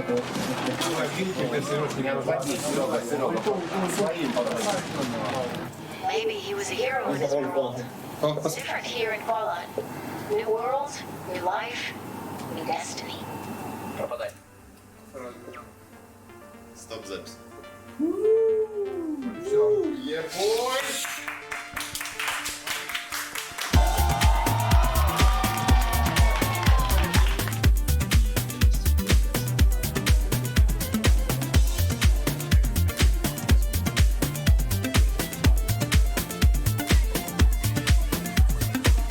Guys, thank you very much for your non-stop support. We continue doing our best to deliver excellent game experience in Corepunk. See you in a beta. Thank you for continuous positive feedback on our visual style. It inspires our team a lot. We've received a lot of positive feedback about the sound, and we find it hugely fulfilling and motivating. Thank you. You're an amazing community. Thank you for being with us all this time. Oh, that's Irene. That's Irene. Oh, the community manager. And for your patience. We can't wait to see your reactions when you finally be able to test Corepunk for yourselves. Thank you for your support. 2020 has been crazy so far, and safety is paramount, so we moved most of our team out of the office and still doing our best to let you play Corepunk this year. Stay safe and thank you. Wow. Wow. Wow. I mean, this video was literally, I mean, okay, yeah, I was talking about getting beta and so on, but I don't know what to say. This video was better than beta. I mean, this was so touching. It was so nice to see the developers. It was. Did you see how much they have recorded? They've recorded since before the virus came out. Wow. Wow. Wow. Wow. I mean, this video is freaking amazing. I'm gonna rewatch it like 100 times. Wow. And I was in it, and my cup. That's it. That's very important. Damn. Okay. I mean, that's sorry to say, but that video was so cool. That is so cool. Wait, what? Did they also post a quarterly update? They posted a freaking quarterly update.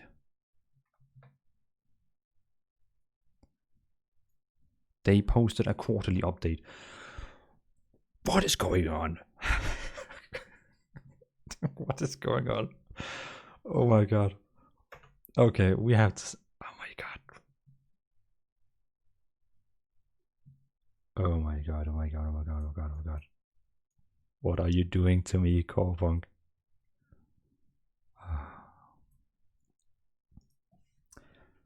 Sorry, I'm sorry I've not been reading comments, guys.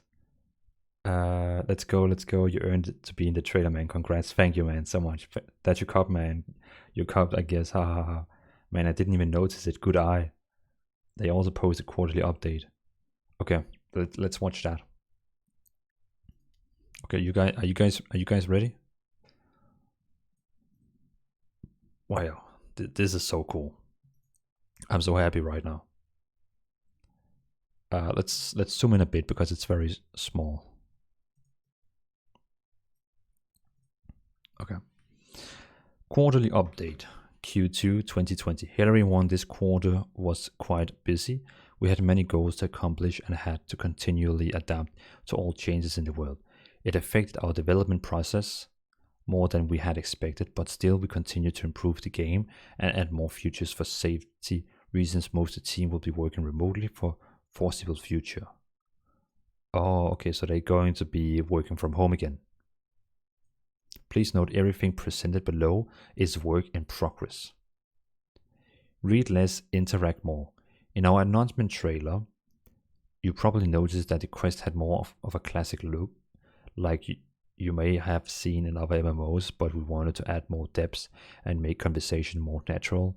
We decided to change the interface and structure of the questing system. Now you'll be able to learn the backstory of NPCs. Oh, okay, wait. We decided to change the interface and structure of the questing system. So now you can... okay, so this is the old one. This is the old one. That's like... Hold on.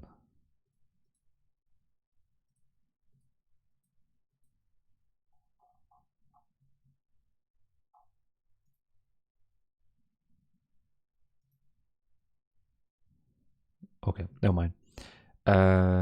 This is the old interface. This is the old interface we saw in the trailer, but this is the new one they showed in the news video. Now you'll be able to learn the backstory of NPCs or simply chat with her, but those talks may reveal some exciting plot twist or useful information.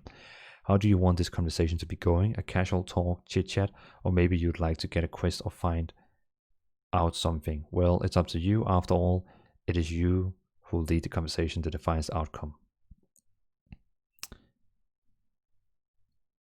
Yeah, that's from the alpha gameplay. The coordinator. After playtest, we realized that something is missing at the very start of the game, so we came up with a character who can not only guide you, but become your first friend in hostile near world. That's how the coordinator you've seen in the gameplay trailer was created.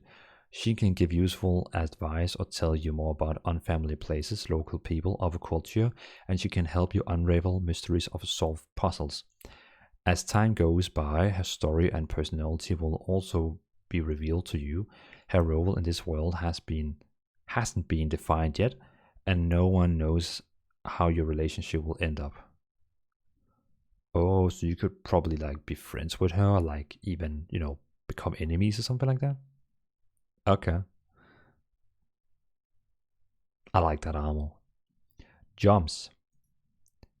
No top-down games that inspired us had jumps, and it's so common not to have them that we didn't even think about adding them at first. But in MMOs, jumps are such a cool thing, so we decided to test that feature in our game. We immediately fell in love with the result and chose to keep it. You don't have to stand still on the market anymore or explore a quality by just stall running. Jumps will even help you to overcome obstacles and solve puzzles. Greeting a friend will certainly be more entertaining. You guys, Dvalin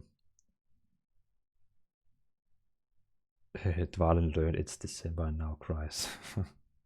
Oh, it's okay. I'm gonna. So this means you can now teabag people. So when you kill people in PvP, you can now teabag them. Oh my god. I love that. I love that so much. Players invest a lot of time in MMORPG, and we understand how important the appearance customization is, although it's still work in progress. We really like the outcome so far. It gives much more freedom for self-expression. I love it. It looks so good. I want to play this game. Fatalities. We are fans of Fallout series, and many ways to kill was one of its awesome features, so we're working to make a deeply customizable fatality system in Corepunk. We want to implement different fatalities depending on the type of damage and its power. You might have seen how it works in our previous video. The champion who's burned with a flame gun turned into a charred body, and the head of monsters were cut off with sweep of sword. We wanted to improve this feature and give you more ways to show how to deal with your enemies. If you're going to be grinding for hours, we might as well enjoy it. That's pretty cool. That's really cool that you can actually die in different ways or even kill in different ways. Participating in IGN's Summer of Gaming event was huge for us. It was our first gaming expo. Thanks for your support. Our trailer was the 8th most viewed gameplay trailer of more than 80. That's pretty cool. Heroes and Masteries. A huge part of what we are working on is Heroes and Combat. Right now we focused on Champion, Dwarf, Bomber, Paladin, Orc, and Demon.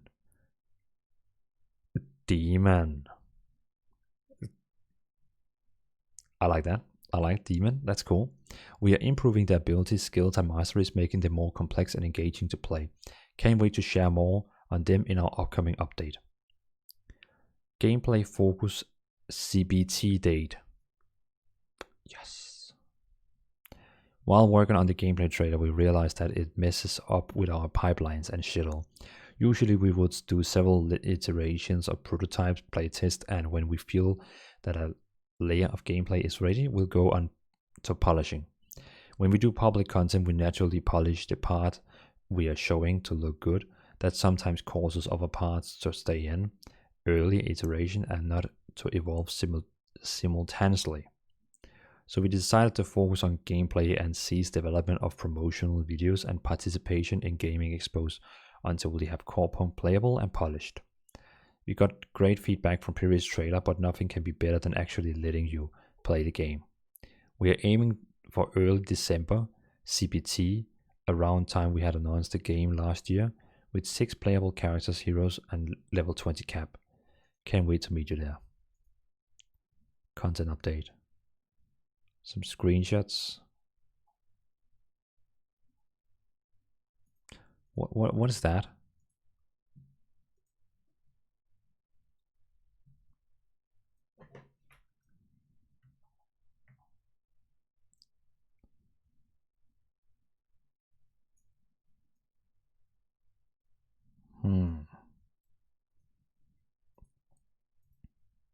Okay.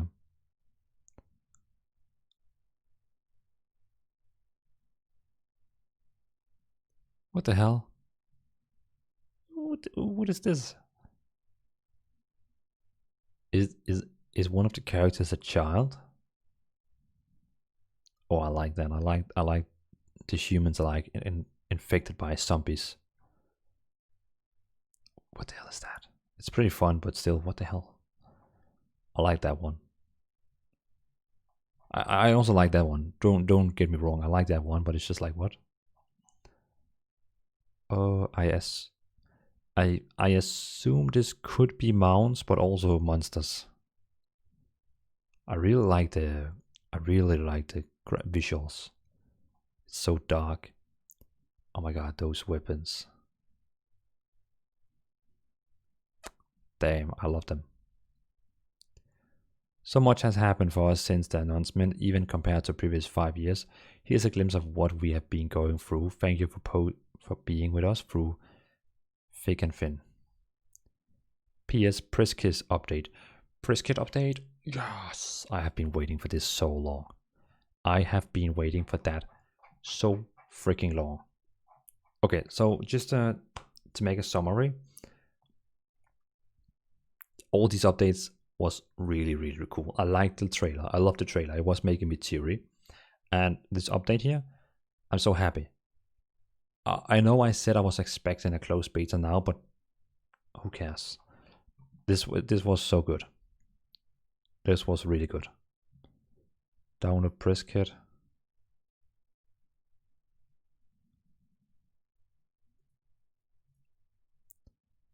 Yeah, so now we have, oh my god, now we have all these things here. Oh my god.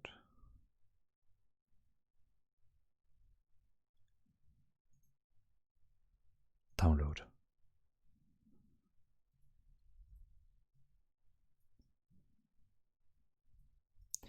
I'm a happy man now. I'm a really happy man. I am. A very happy man.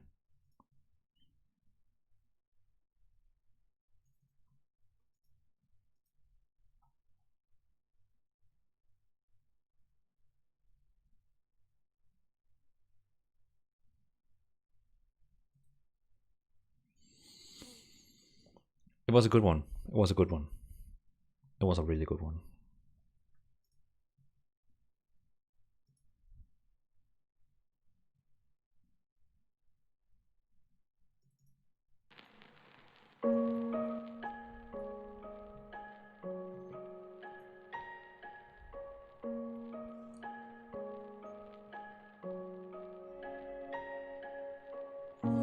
Before I'm going to bed, I'm going to download the press kit first.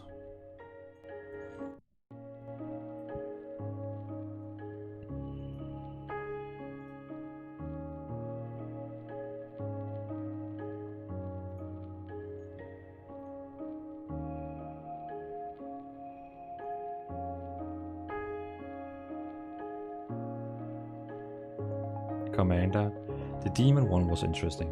So full game release early. Yeah, probably early 2021, and then closed beta will be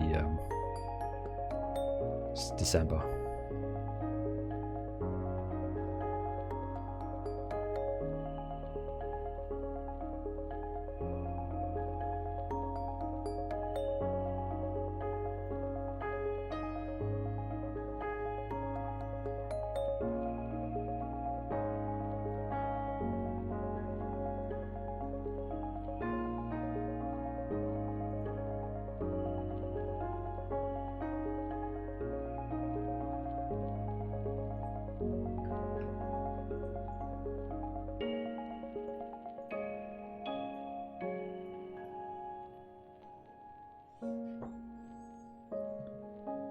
Peter, I'm passing out. Good night. Follow Pete here. Follow Pete. Hello. Thanks for today's stream. No worries, man. It was a pleasure streaming 4 hours for you all. CPT December, probably 1 to 2 months. Then OPT like February, if everything goes to plan. Good night, Peter.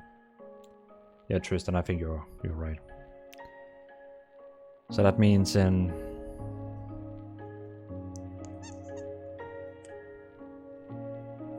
That means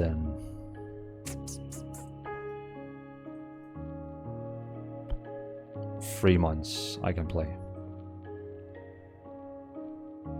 Yeah, 3 months.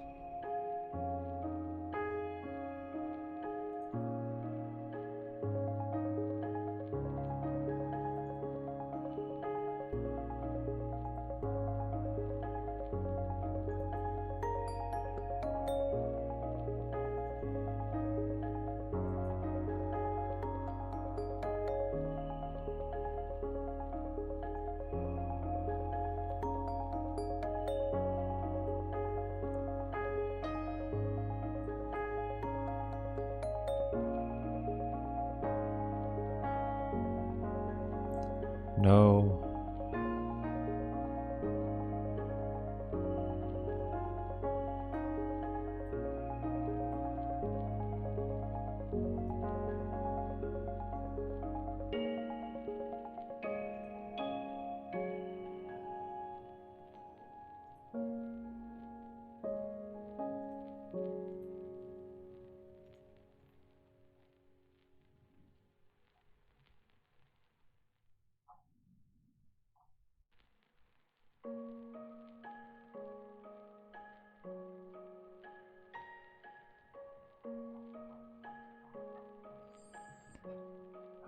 I'm sorry for being quiet. I'm reading the comments on the video. Corepunk, they upload. It already have 60 likes. Wow.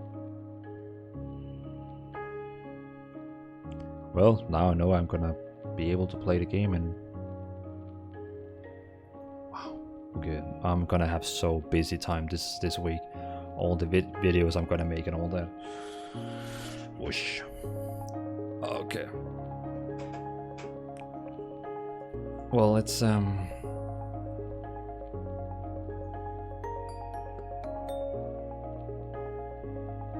probably gonna be good night for me now. So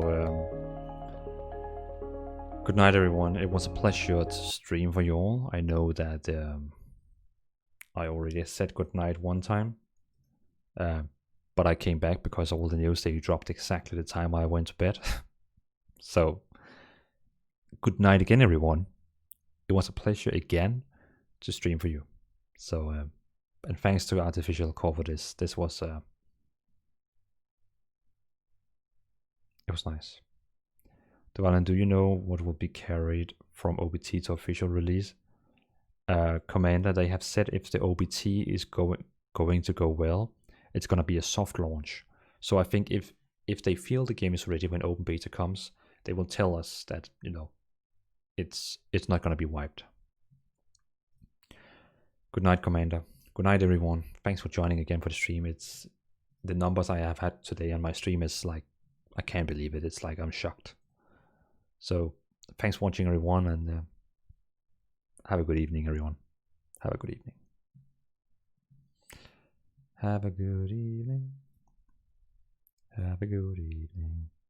Andres, good night, Valen. Really enjoyed the stream. Thank you, man. I really appreciate it. It's so cool that you guys wanted to hang out with me.